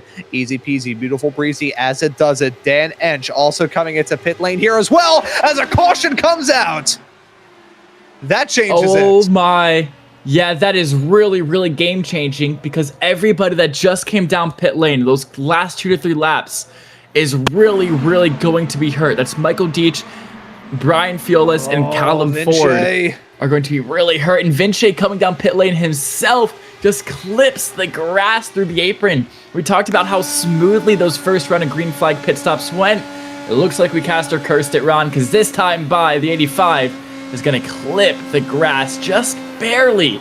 That's all it takes. Oh, I see. He comes on the apron first and then dips his lefts in the grass. And it's just that little second, little too much speed. He was off the apron for maybe half a second, but that's going to throw off his car balance just enough to put him spinning on the track and bring out our 4th caution of the night. Yeah, and that is tragic for a driver that was really running a good drive, but sadly it just was not meant to be. So a long way left to go. We've still got some racing in our back pocket, but it's going to be a much harder road moving forward. You know, as much as the banking may not be too harsh here, 18 degrees through the turns, it is still just enough to upset these Indy cars whenever you run through them in a canted sideways angle, as we do have the field breaking away and coming down pit lane. This is right about the time that they could first come down in pit lane, but it is still going to be a bit of a stretch to make it to the end. Have a feeling that these drivers are going to give themselves a little bit of insurance at some point. Here is trouble there. Sullivan massively overshoots his pit marks. That is going to be a game changer there. A tragedy for the one. Yeah, O'Sullivan just has a lapse of concentration. This is really, really a rare mistake here from our former champion. Just completely locks his front, trying to turn his number 1 machine in. And I mean, that took about 2 to 3 seconds of correction. That's about 7 to 8 positions he's going to lose because of that. He is not going to be happy. And matter of fact, he is down in 9th position. That is a very costly error there, Ron. Oh, it absolutely is, and that was a massive error at that. Not only was he, too far into his own pit box, he was basically too far into his teammates' pit box of 5 right up in front. It's also too far over to the left, so unless he was working with Ant Mechanics, he probably would have been in trouble there. So thankfully, no pit members were hurt in the making of that pit stop, but it was a massive time loss there for a driver who's been looking to get a good run here in this race. Again, our reigning champ in this series. It's still a long way left to go. We've got a lot of battling, and it is by no means impossible to bounce back from where he is right now, but it will still be a tough road either way. Coming close to a restart, waiting for the lights to turn off on that iRacing pace car, which they will now, so we will get ourselves a few wave rounds and then another restart. This could be the last one. This could be the first of many. Before we get this restart, though, I do want to once again go through the upcoming broadcasts here on Velocity Online Racing, let you all know about what is coming up next here on the channel. Of course, later on tonight, we have got the Indy Next iRacing official series running at the Chicago Street Course. That'll be a special edition broadcast, 3 a.m. Central European Summertime, 9 p.m. Eastern. The International IndyCar League will be back here on the channel at the sister track to this, Auto Club, tomorrow. That'll be fascinating with the Apex Hunters Motorsports W12 series running at Circuit of the Americas. The IndyCar Open series is running at Milwaukee. I claimed that it was at Chicago a little bit earlier on this broadcast, and I do apologize for that. They are running at Milwaukee this time around. The Indy Euro series will be at Road America on August the 26th. Those all the times that you see listed there in Central European Summertime. Check your local listings by clicking on the YouTube channel, picking the stream that you want, and just seeing where it starts in your area. But we have got ourselves a restart, Lucas. This is going to get real wild real quick. Yeah, this is going to be the fun one because these drivers now have had 140 laps to figure out the track, figure out each other, and figure out the best way they can drive around this track. Now, there's 36 laps left. We've got to restart, and they're going to be aggressive. The gloves are off. It's go time. It's showtime here at Michigan. That it absolutely is. The lights are shining bright on these drivers as it is a very jumbled up restart. There may be some interesting words said about that in the aftermath. Ronan F. Tinko leading heading into turn number 1. Lots of black flags all being cleared by race control. There's trouble there in the mid-pack. That right there is Christensen spinning as he headed his way through turn number 1, and that will put us back under yellow promptly. I believe Weitzel may have gotten a piece of that. The 5, who had a very slow pit stop in his own right, may have gone collected impacted in that incident. Let's reel it back to take a look back at that bright baby blue number 44 machine heading into the turn. Actually, bad netcode there causes rear wing to fly off. And just like that, he's going to fly off the racing line. That was a very strange incident indeed. Yeah, that is completely bizarre. Oh, I think he got hit. He got rear-ended on that weird jumbled up start. As you can see here, there's that mono car just behind him. And I wonder if he's just going to get plowed into. He is. Matter of fact, the mono car lost his front wing. It's Menzer. It's Julian Metzner, that 91 machine. He's completely just going to rear-end Christensen at that wonky start we got there, and then he's going to turn to the corner, realize he has no rear grip, and just completely lose it out of nowhere and collect a car, maybe even a couple cars in his wake. Yeah, so that is deeply unfortunate for Christensen, who was not running, a race-winning kind of event, but it was still going to be a good point stay. And those are critical here in this series as we take a look at one more look at this here from the perspective of Nicolas Charpentier. I feel like, considering how things have gone, we need to maybe call him Charizard because he has been on fire so far in this race. This was a really jumbled up restart. I mean, my goodness, multiple drivers jumping at that contact there that rips off the rear wing on the number 44. Just look at Charpentier just cutting his way through the field like a hot knife through butter. That was insanity there as he picked up everybody else who's just basically, having their own little chill out barbecue there, crashing into each other like a round of bumper cars. Yeah, on board with Deck, who might be one of the first drivers to get a little bit antsy on the throttle and kind of cause this whole chaos. Let's see. Oh, I think what happened, he just lost a lot of time to the guys ahead. And then as he's trying to catch it up by hitting his throttle, the cars behind thought that was a signal to go. And that's when the cars behind started going, and then it started piling up and just piling up. But with those incidents specifically, Ron, it is really, really hard to pinpoint one specific driver. And it's just kind of a thing that I've seen done in the past. The stewards just warned the entire field, saying like, hey, if something like that happens again, like I'll shut down the race or something super harsh like that. Because, I mean, that's just a really, really weird kind of restart there. And of course it happens. Everyone's human. Everyone makes mistakes. And when you do let that gap become a little bit too big from the car ahead and you hit the gas really quickly to try and correct that, that can very easily tell the guys behind or let them think that, hey, this is the green, we're going now. And that's, I think, where the confusion came from. Just a gap building slightly too big to one of the drivers. Just slightly too big gap. One of the drivers overcorrecting that with too much throttle. And then the drivers behind thinking that was a signal to go. And unfortunately, it was not. But anyways, after everything is all said and done, Charpentier made up a host of places there, all the way up into 5th now for that Chevrolet driver, with Efting, Strauss, Van Gastel, and Watson, the rest of your drivers in the top 5. Yeah, and so it's a slightly jumbled up top 5 as we get back up rocking and rolling here. Restart coming around next time by. And once again, want to thank you all for tuning in to this race. This is the Alts.org 250. Want to once again thank the Alzheimer's Association for sponsoring this broadcast here. The Alzheimer's Association leads the way to end Alzheimer's and all other dementia by accelerating global research, driving risk reduction and early detection, and maximizing quality care and support. Find them online to learn more information at alz.org. That's have a restart here, and we're running out of time. These drivers are running out of opportunities to really make their mark on what has been a pretty sketchy day for drivers up and down the pack. Whether it be a driver who's been running up towards the front, like Ronan Efting, whether it be a driver that's been up and down the field like Otis Elevator, like Liam O'Sullivan, who last time by on pit lane had a very big setback. There are a lot of different things that these drivers have had to juggle throughout this race. We said that it was a marathon, not a sprint, and that is certainly rung true so far here. But we're getting close to sprint territory. Going to have 31 laps left to go here in this race. 62 miles, and you've still got a boatload of competitive drivers looking to try and capture the win. Efting leading this late, waiting for that restart zone, finally guns it. Green flag is back out. We were racing once more more here in Michigan, pulling a big gap there on Strauss. Everybody else stacked up. Gotta wonder whether Pim Van Gastel will try and get a move done here, heading off into turn number 1, looking to get a little bit of clean air on the nose as he heads his way through turn number 1 and 2. Not going to go for it quite yet. Side-by-side racing there farther in the back, but this battle for the race lead is the one that we have of note.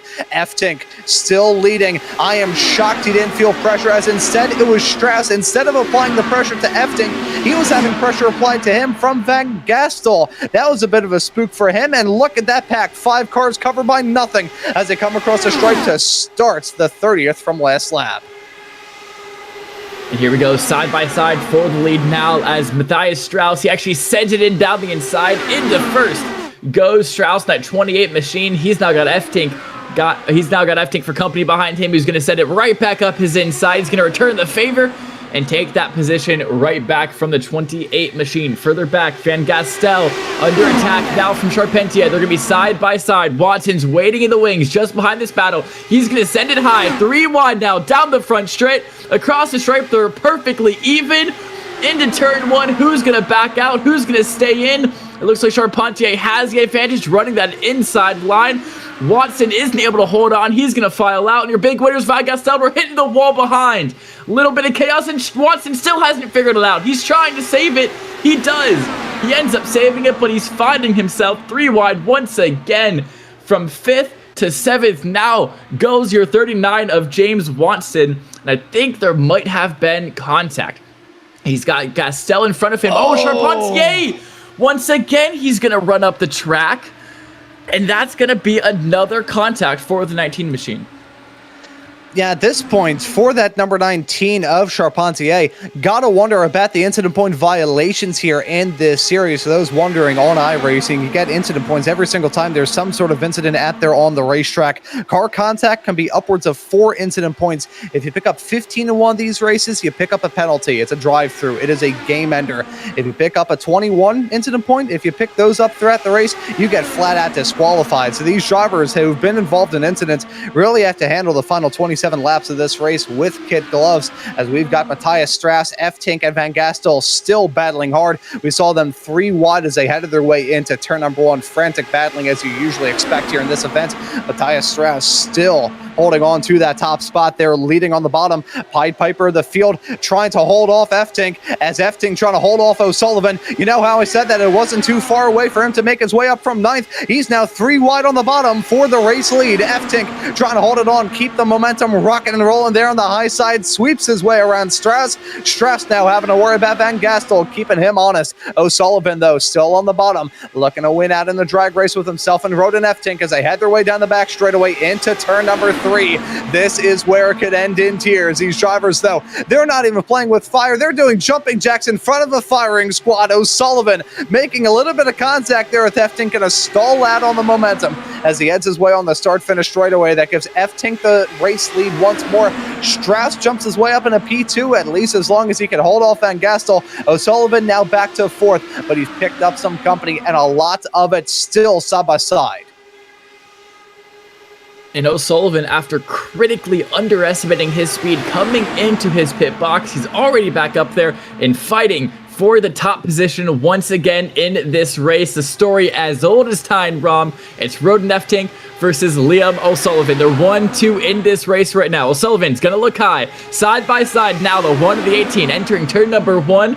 F-Tink has that preferred inside line. Can O'Sullivan find the slingshot maneuver around the outside? It's going to be tough, but the battle for 4th and 5th is intensifying as well. Pim Van Gastel's trying to hold on to the outside. Sullivan blocks high. O'Sullivan goes low. F-Tink has nowhere to go, and he actually is going to lose the lead. O'Sullivan back to the point of this race, and it is really heating up here.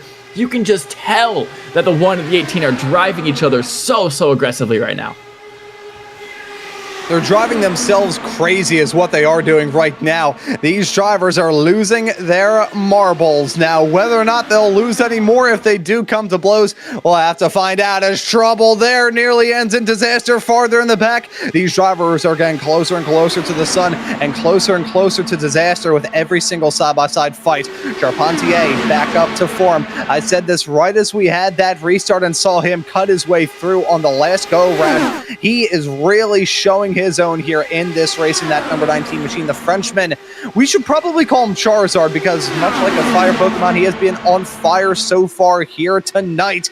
He's still looking for it here on Efting, side by side, down the backstretch into turn number 3. Will he be able to make it work there on the high side? Will Van Gastel try and get involved in this fight? Will Efting still keep it there on the bottom? Ronan Efting has had a very versatile car throughout this race, is able to make it work no matter where he is. Could be on the top, could be in the middle, could be on the bottom, doesn't really matter. That number 18 car shines bright like a diamond as 3 wide. Van Gastel, last driver to arrive at the scene of that accident. Nope, it wasn't an accident. Last driver to arrive at the scene of that party. Heading into turn number 1. It's still side by side between these two. We've caught that side by side so many times that I think I'll be muttering it in my sleep tonight.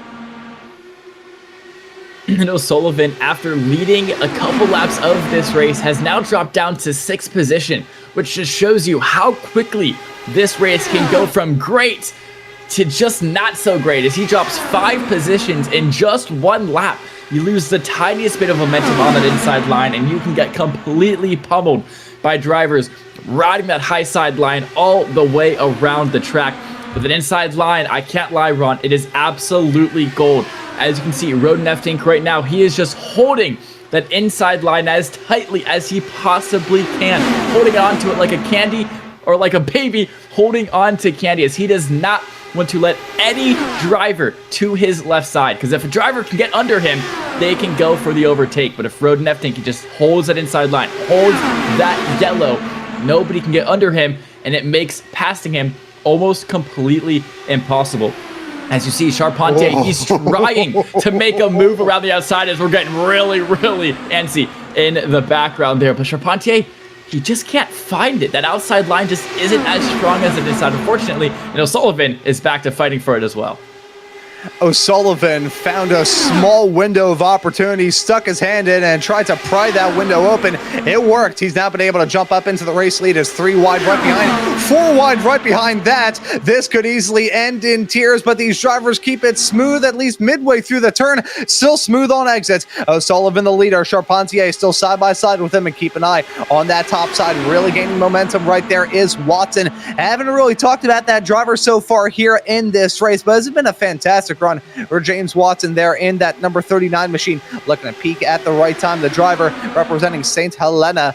This could be a good night to be a part of that TWR team, as we have 17 laps left to go. Van Gastel looking for it. O'Sullivan still battling hard. They're heading their way onto the back straightaway with one more driver looking to get involved, and who would have thunk? It's the Frenchman of Charpentier. Goes for it in the middle, meat of the sandwich, heading down the backstretch into turn number 3, and he's going to try and at least take P2. He does take P2. Now looking for the race lead. As look at that, splitting the difference out of nowhere is Ronan Efting. He came out of nowhere to get involved in that fight.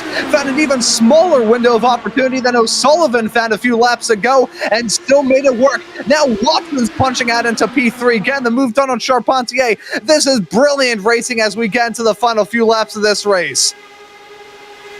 Yeah, James Watson out of nowhere going to re-enter his name into the conversation for this race win. Realistically, if you're in the top 5 with 2 laps to go, you have a shot at winning this race. That is how up and down this racetrack can be. That is how much is left up to the last couple laps. Actually 3 wide for the lead. Now O'Sullivan trying to take his run around the outside. Charpentier running that low line, trying to not let that happen. Efting has to fall behind Charpentier. Now looking for the run. He's going to send his run up the middle once again. Pim Van Gastel's now waiting in the wings, looking to be interested in this. It is 15 laps to go, and these drivers are not holding anything back whatsoever here at Michigan. And Charpentier looks to have won that fight, but the battle is not over yet, because here comes Efting. Down the middle lane he goes. Around the outside of turn number 1. Does he have the run? Yes, he does. 18 back to the point. Ronan Efting once again taking the race lead. Bittman looking for it now here. He's in second. Gets a move done there to jump his way up into P2. And now looking to play leapfrog up into the top spot once more. Dylan Bittman, the rookie, after a slightly disappointing run last time out, looking for a little more as it nearly ended in tears for O'Sullivan and Watson. They made contact, light contact, but contact nonetheless as they headed their way through turn number 4. Any more of that, it's going to spike their blood pressure up. Certainly going to spike mine. And we're going to see a dramatic end to this race. The These drivers have been running so strong for so long. They've been keeping it clean and green. About 13 laps left to go. Unlucky for some, lucky for others. Let's see who's going to do it. It's a duo run for the mono competition duo. O'Sullivan had a mighty approach. Bittman had a good run as well, and they dropped F-Tink back down there to third. Side by side for the teammates. Never mind, it's 3 wide. F-Tink looking for it on the high side once more. Talked about this a little bit earlier on the broadcast, Lucas. Those two teammates maybe got to try and work together on a defensive game as we get towards the end of this race. We talked about maybe seeing that with those 4 cars up there towards the front. Now it's only 2. May not be the Great Wall of China. It'll be the Great Wall of Michigan if they can try and hold on. As right now, F-Tink taking a sledgehammer to that wall, split the difference, went 3 wide and takes it once more. Well, that right there is exactly what they have to defend from. They just need to run low lane, middle lane, right next to each other, and they can't let anybody get in between them or underneath them. If people try to go high, let them. Very seldom can you actually make a 3 wide run around the outside work here at Michigan. If they can just run 1-2, low lane, middle lane, they're in a very, oh my gosh, almost contact between Vinci and Strauss. That came out of nowhere as the battle for 5th place is also really heating up here with just 11 laps to go. But as I was saying, I think the key for these two teammates is just to run side by side, 1 and 2, and just don't let anybody by. Don't let anybody between you. Don't let anybody under you. And like I said, if they try to go high, let them. They won't be able to get that move done. Simply put, just like that. But now they're running 2nd and 4th, Ron. It's going to take a lot to get them back connected as F-Tink, a big slalom there all the way down to the bottom of the track and right back up, trying to break that draft as best as he can.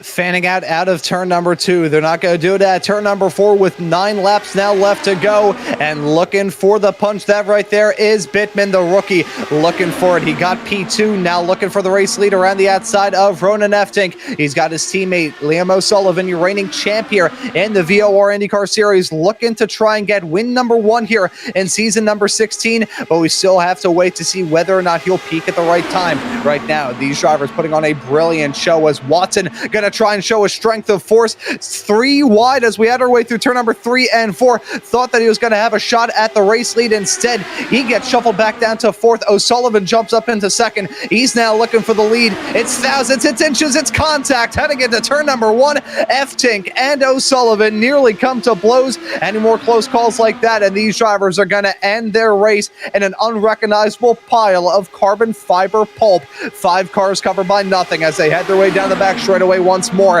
It is Liam O'Sullivan up at the front. Bittman just barely clinging on to P2, but it ends in tears. Contact out of turn number 4. Multiple drivers spinning around. 1 driver upside down. That, I believe, was Whitesall. And just like that, some of the mono competition cars that we thought were going to win for the 2nd race in a row get wiped out as a result of a crash. I believe your race leader now is Watson, and we are not too far away from the checkered. Oh my goodness me. It was bound to happen. It was going so good for so long, and that went so badly so quickly. Okay, so looking at Metzner, and it looks like the 83 of Toby Deck just kind of runs into him. So this might be multiple incidents all happening at the same time, because this isn't the first one that I remember seeing on track. So this is the 83 of Toby Deck. He's got Charpentier right behind him for company. Those two already look to be right next to each other and almost colliding. Looking at it a little bit further now, Watson's able to pass, not Watson, Metzner's able to pass both of them, and Deck just runs up into them. I think Metzner was looking to avoid contact. Deck wasn't able to react in time. He's going to go on his Halo. On board now with Deck, the car that flipped. Yeah, Bittman's the one that gets spun up ahead. Deck isn't able to check up in time. He's going to flip across the outside wall all the way back down the track. This is the battle that we were watching now live. We have Bittman, and he's going to make contact with, I believe that's F-Tink and one of the other blue and white cars there, and that is what's going to set it all off. Yeah, and so the field blows apart as a result of that incident, and now we get ourselves into another restart. We are getting a restart this time by as we take a look at another view of that incident. Vinche was the other driver involved in that incident, making the contact that set off that massive incident farther behind him. The two drivers that first started off that collision, surprisingly enough, rather got away. I wouldn't say scot-free, but it's as close as you can get for an incident here at Michigan at terminal velocity in these cars. So here we go. We have a restart this upcoming time. By a rule in this series is that if there is a yellow with less than 10 laps left to go, race control will do everything in their power to try and shorten the yellow flag. And so, with that backdrop, we are going to have a 5-lap shootout to decide this race. Any more yellows, and it could be race over. There are no overtime here in IndyCar, so this would be it. A straight shot through to the very end, an end of race shootout. Hey, that's given us some pretty good exciting moments in real life. We'll have to see if it carries over here once more into the sim. And it's going to be Liam O'Sullivan, our reigning champion, leading us back to green flag for what could easily be the final time here in this race. Brace yourself, folks. Remember 4th of July? Remember America's 250th? Hope you enjoy the fireworks set, because we're about to have some fireworks now. James Watson, Gubby the driver, laying on that pressure as heavy as a tungsten blanket here in a few moments' time. It's a good restart there for Liam O'Sullivan, though, trying to punch out, get a good lead, try and build as much of a cushion as he possibly can. Watson, though, still looking for him. Look at O'Sullivan wiggling around the racetrack, wiggling down the back straightaway, trying to break the drift. It will be futile. Watson closes up the gap to less than a tenth of a second, side by side as they head their way through turn number 3 and 4. Watson trying to keep that momentum rocking and rolling, but just stalls himself out. And just like that, Matthias Strauss is right there to try and punch. Now 4 laps left to go here. 8 miles left in the rolling Irish hills of Michigan. Matthias Strauss, he's looking to send them 3 wide, but he just crashing again. Pim Van Gastel. We have a car upside down. That is the 10 of Gastel. 2 other cars were involved in that. It looks to be Michael Deitch and Callum Ford. As with just 5 to go, we're wrecking again at Michigan. Let's take a look at how this happened. And with only 5 laps left to go, that could easily do it. There's the contact. It's Charpentier running wide. It's similar to what we have seen go down earlier on in this race, and monumental impacts for the other drivers that got caught up in the scene of that collision. We'll run it back once more, show you here what brought this yellow flag out. What could very well be the end of this race. It's understeer, big understeer there for Charpentier, and a massive impact there, sideswiping the cars. We didn't have a flip until the final 10 laps of this race, and now we have had 2 in a row. In a row, you can count to 3. Let's take a look at this here from Callum Ford. I believe it's the Elton John song, Rocket Man Burning Up in the Atmosphere. Fortunately for Ford, he was a certified Rocket Man here. Contact made, ends up doing a full barrel roll, lands it on all 4s. I'll give it a 10 out of 10 for style. But that car is now an unrecognizable pile of metal running around this racetrack with the motor still running behind it. We're coming to 2 to go this time by, and unless we have the lights turn off on that iRacing pace car, this is going to be game, set, match here for this race. Waiting to see any word, waiting to hear any word as to how this race may end. The pace car, pardon me, heading towards the line. Will the lights go out? Will we have a restart? We will not. And so it looks like Liam O'Sullivan, under caution, will likely capture his first win of this season. Actually, no. The lights are out now on the iRacing pace car. It was just shortened just after the window where the lights usually turn off on their own. Race control forcing that pace car to come down pit lane, and so it's a 1-lap duel. Yeah, 1-lap duel indeed. Not trying to Michael Massey this thing. It is in the rulebook. If there are under 10 laps to go, race control will do everything in their power to shorten the caution as much as they possibly can to give us as many green flag racing laps as we can possibly get. Unfortunately, because the caution came out with 5 to go, we're only going to get 1 lap of racing. But Ron, this might be, and this probably will be, the most exciting lap of racing we'll see the entire night. This could very well be the most exciting lap of racing that we see the entirety of this season. We're starting off this trio of super speedways off on a fantastic note. It has been a thrilling race here in the Alts.org 350 at Michigan, and we just now have 2 miles left to settle it. That's a number 1 car, our reigning champ, Liam O'Sullivan, looking to prove why he has that number 1 on his car. James Watson will be restarting there in P2. Matthias Strauss is in 3rd as we wait for our race leader to punch the gas.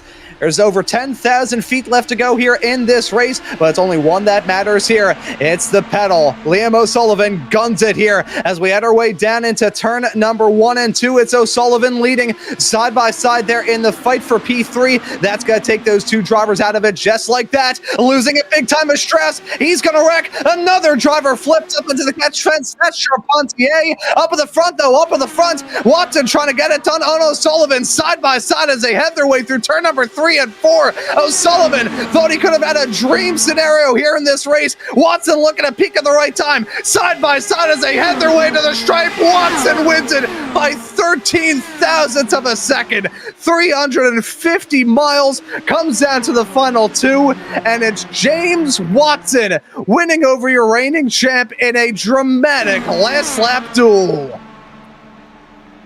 Congratulations, and take about James Watson at the last moment, at the last second, not even at the last second, at the last millisecond.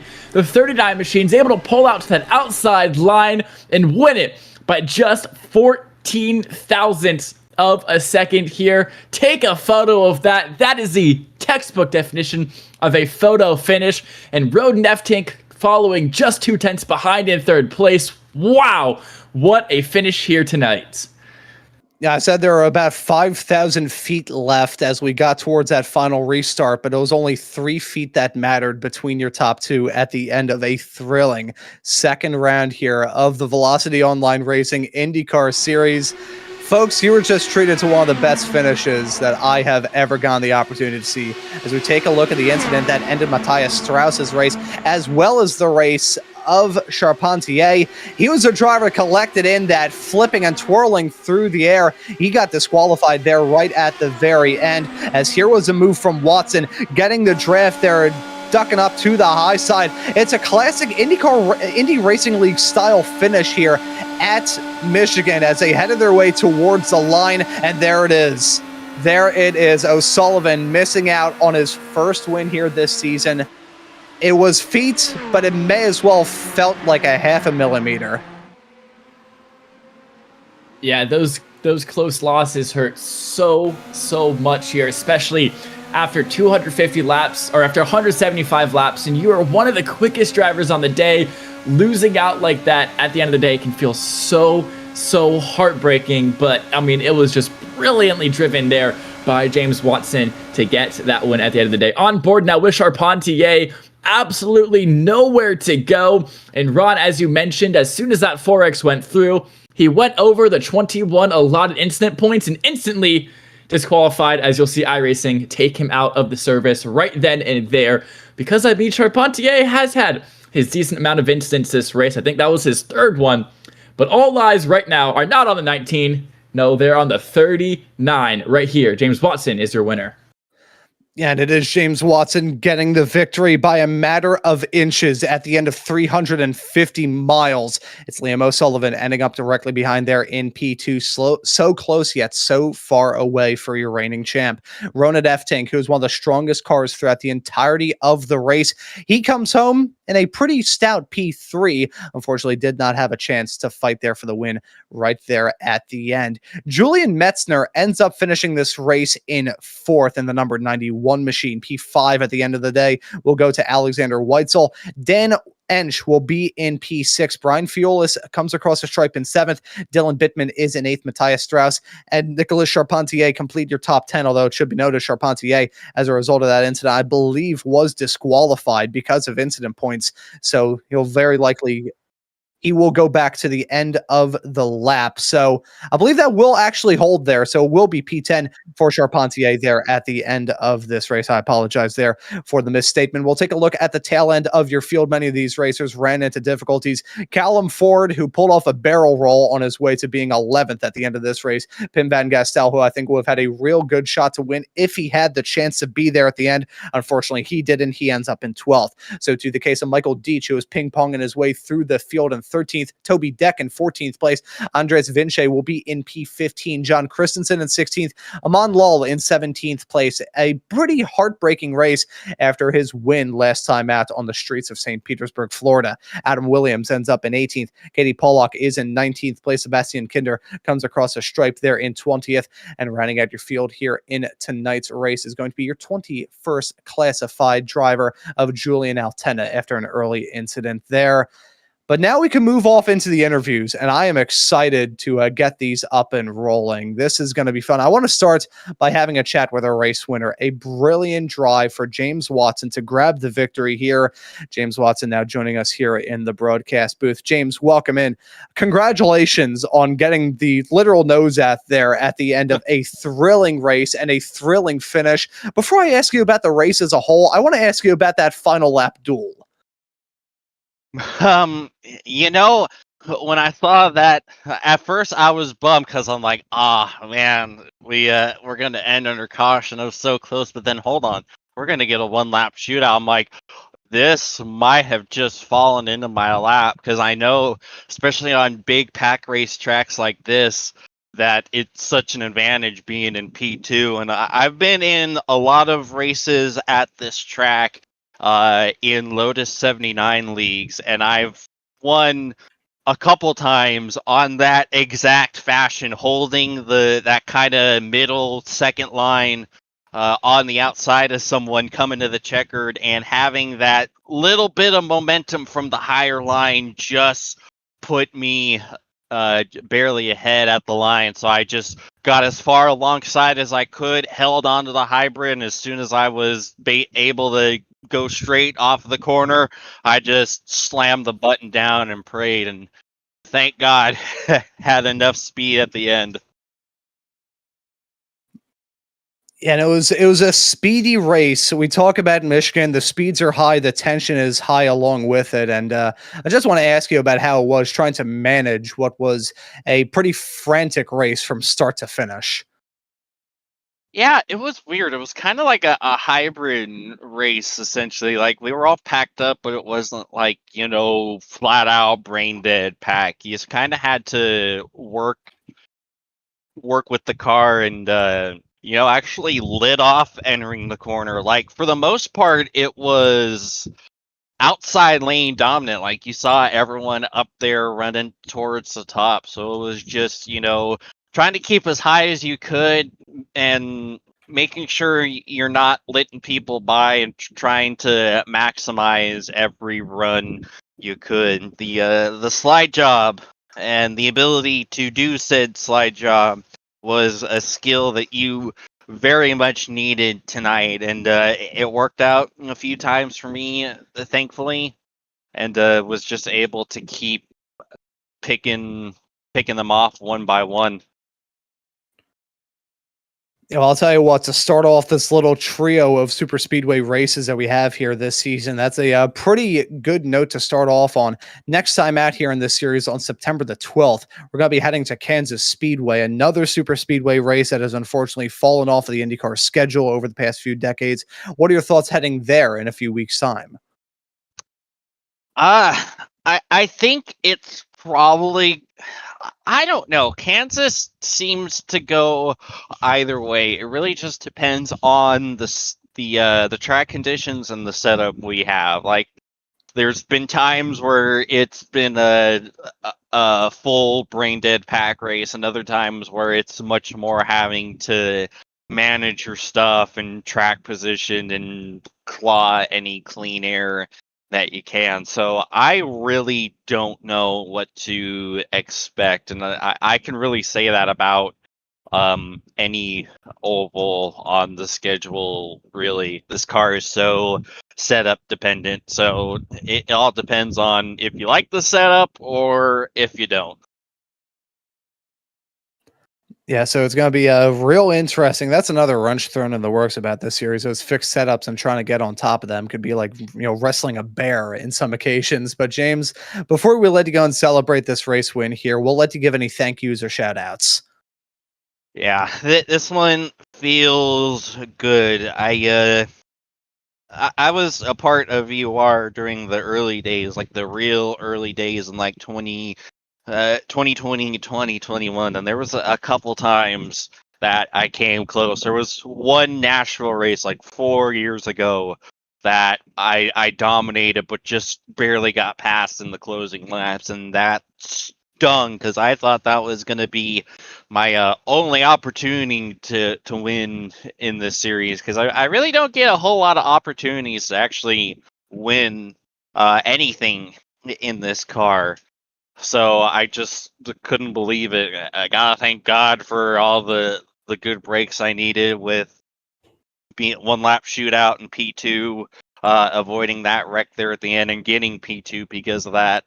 I gotta thank my teammates, having Brian, Matthias, and Seb along with me, helping, and all of us joking along together. It's such a great little group we got here, and check out Team Watson Racing Setups. Use code Wattsman39 for 10% off at checkout. Binks Designs, Icon Sim Racing Apparel, ZS Designs, Dizzy V Designs, and Control Z Designs for putting together all of my paint schemes, and you guys for the broadcast. Awesome. Well, hey, James, thank you for joining us here in the broadcast booth. Congratulations on the race win, and we will see you in a few weeks' time when the series rocks up to Kansas Speedway. Here's open. Cheers, guys. Yep. Cheers to you. That right there was our race winner, James Watson, joining us here in the broadcast booth. We'll have a quick little chat here with our sponsor of this broadcast, Dan Ench, making all this possible here today. Dan, before I ask you about how your race went, I do want to thank you for sponsoring this, because it gave us one of the best finishes that I think we've ever seen here on the channel. Certainly one of the best finishes I've ever seen, and one that will probably require a whole bag of cough drops for me to consume throughout the rest of the day. But before I ask you about your race, I do want to ask you about the Alzheimer's Association. That was about 160 laps of boredom, followed by 15 laps of pure chaos. And I don't know how I managed to thread my way through those last couple of cautions, but I'm happy about it, that's for sure. I went from 15th to 6th in the last 10 laps? As a little funny moment going on here on the broadcast booth, as our producer Howie completely forgot that you're out there on the racetrack. It shows that he had a quiet race, honestly, which around here is that's definitely an achievement. What is going on here? That's Howie having a bit of confusion here, but I gotta say, having a quiet race to the point where our producer forgot that you were out there on the racetrack shows that you kept it clean, you kept it smooth, and that's a lot better than most other people could say in this race. Well, the last few races I've had on ovals, I've been right up there with the leaders in the lead pack, heading down to the finish line, and these kind of things happen. All these wrecks in the last couple of laps, everybody trying to get what they can, and I end up in the wall. So this time I decided to just lay back, let it happen. And sure enough, I got 2 yellows along the way in the last few laps. Like I said, I managed to thread my way through, and shades of AJ Foyt, I ended up with a good finish. So I was happy about that. But I'm even happier that we got so much publicity for Alzheimer's Association today. There's so many cars on the track now that are wearing the Alzheimer's Association logo, and I thank them so much. Anybody that's got a loved one who is suffering from Alzheimer's, go to alz.org, alz.org, and get all the information you need to help you out of the situation that you're in and help you deal with things that are just hard to deal with.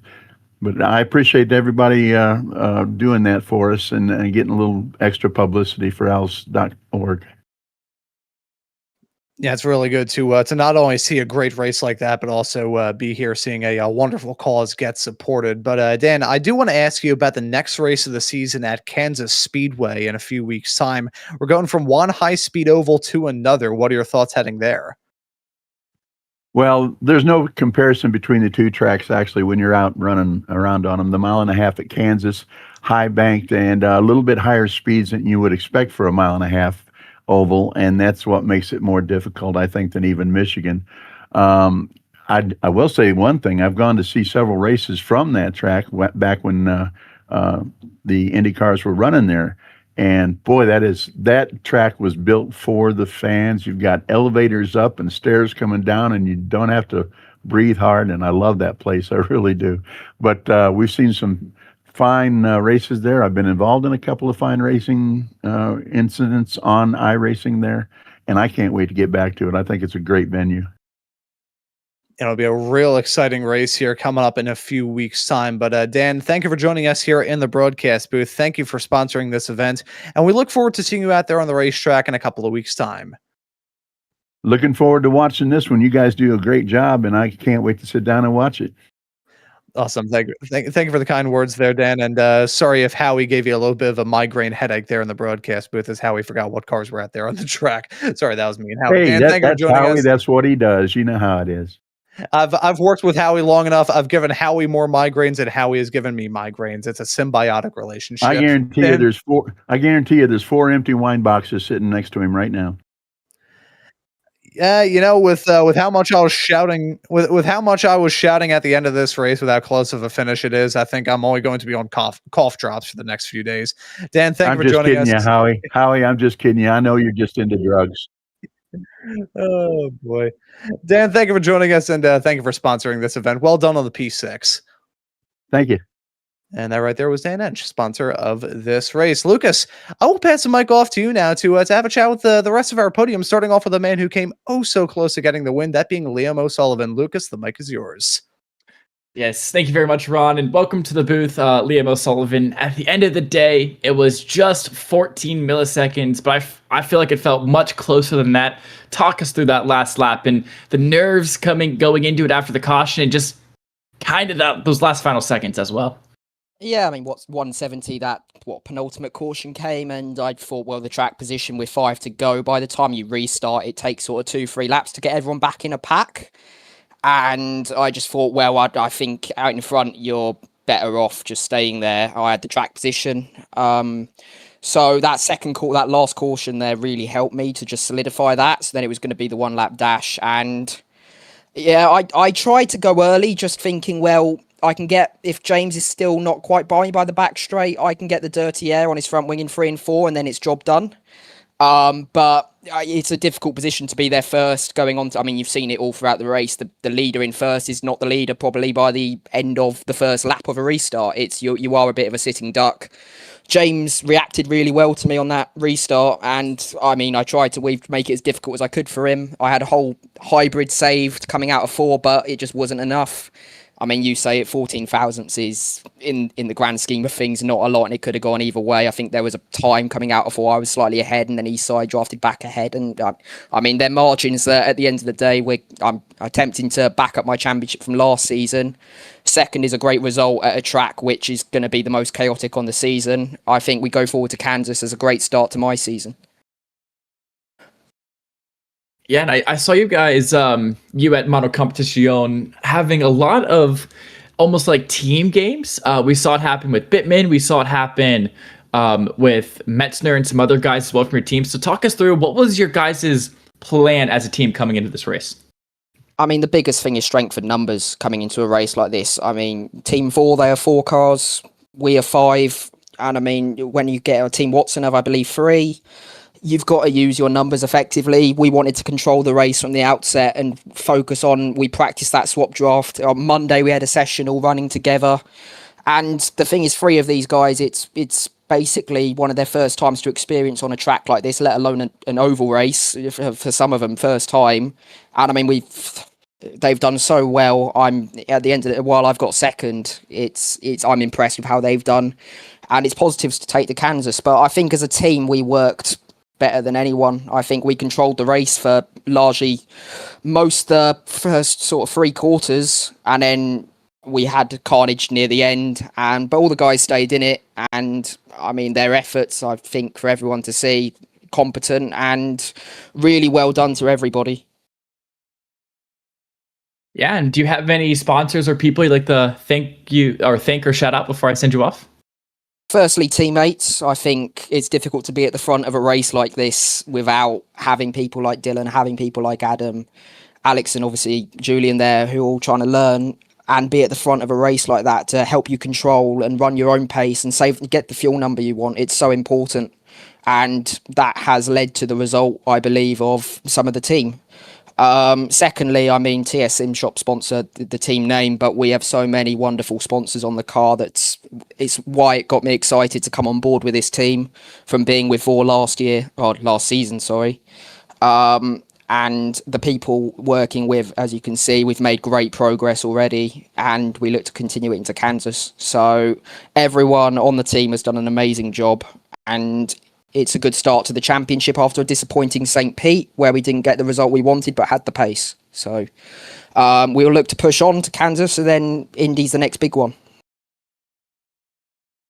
All right. Well, thank you so much for taking your time out of your day to talk with us. And congratulations once again on the second place. And we're going to send you off now. Yep. Thanks to you guys, as always.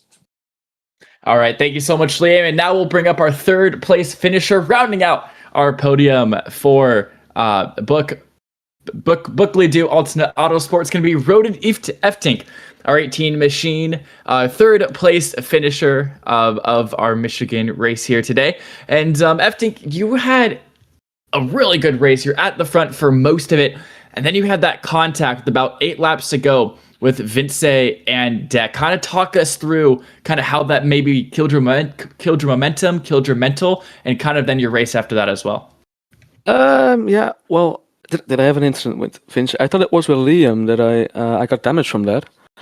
Just a small tap there, and that gave me some front wing damage and a little bit of floor damage as well, which made it difficult for me to try and stay there at the front in the end. And that's why I had to pit. So I took new tires. The only thing I could do at that moment, just fix that front wing, just to take those 5 seconds. And then just try. It was going to be difficult anyway, but just try to at least get a podium. And I guess that all worked out in the end. Also had a touch with Matthias there in the last lap. Kind of sad to see him go into the walls, because from my view it looked like a racing incident, but I haven't really seen a good replay of it yet, so might have to look into that. But overall, really good race for me. Yeah, and before you got the damage, how did those first 150, 160 laps feel in the car? Did you prefer the inside line, the outside line? Was it tight? Does it loose for you? How's it feeling? No, setup felt actually pretty good. Very stable. Could put some weight checker in it to get the turn in, and it wasn't loose at any time. And the high line was really my preferred line throughout this race. Like, could easily follow people through there, get nice runs. But it was mostly a feel safe. So it's difficult to say if we would have been flat out for 175 laps what it would have done. But right now, setup felt great. Didn't have any issues, but like I said, it's fuel safe, so you're a little bit down on pace, so it's difficult to really tell. All right, before I send you off, do you have any people or sponsors like to thank or shout out? Yes, definitely a big thank you to Dan Ange and the Alzheimer's Association for making this race possible, of course, and sponsoring our team this weekend. We didn't have a great weekend as a team. I'm glad I finished okay, but the rest of the team didn't do so well, I saw. Well, that's sad. And thank you to you guys, of course, for making an awesome broadcast again. That's it.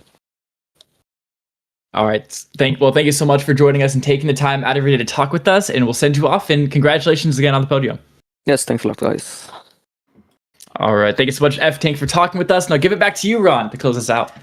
Yeah, thank you very much, Lucas, and thank you to all of you once more for tuning into the action on Velocity Online Racing here tonight. Lucas, we're only 2 rounds into this championship, but after the fight in the streets at St. Petersburg to kick off the month of August, we now round off the month of August with a thriller here in Michigan. Final thoughts before we wrap things up.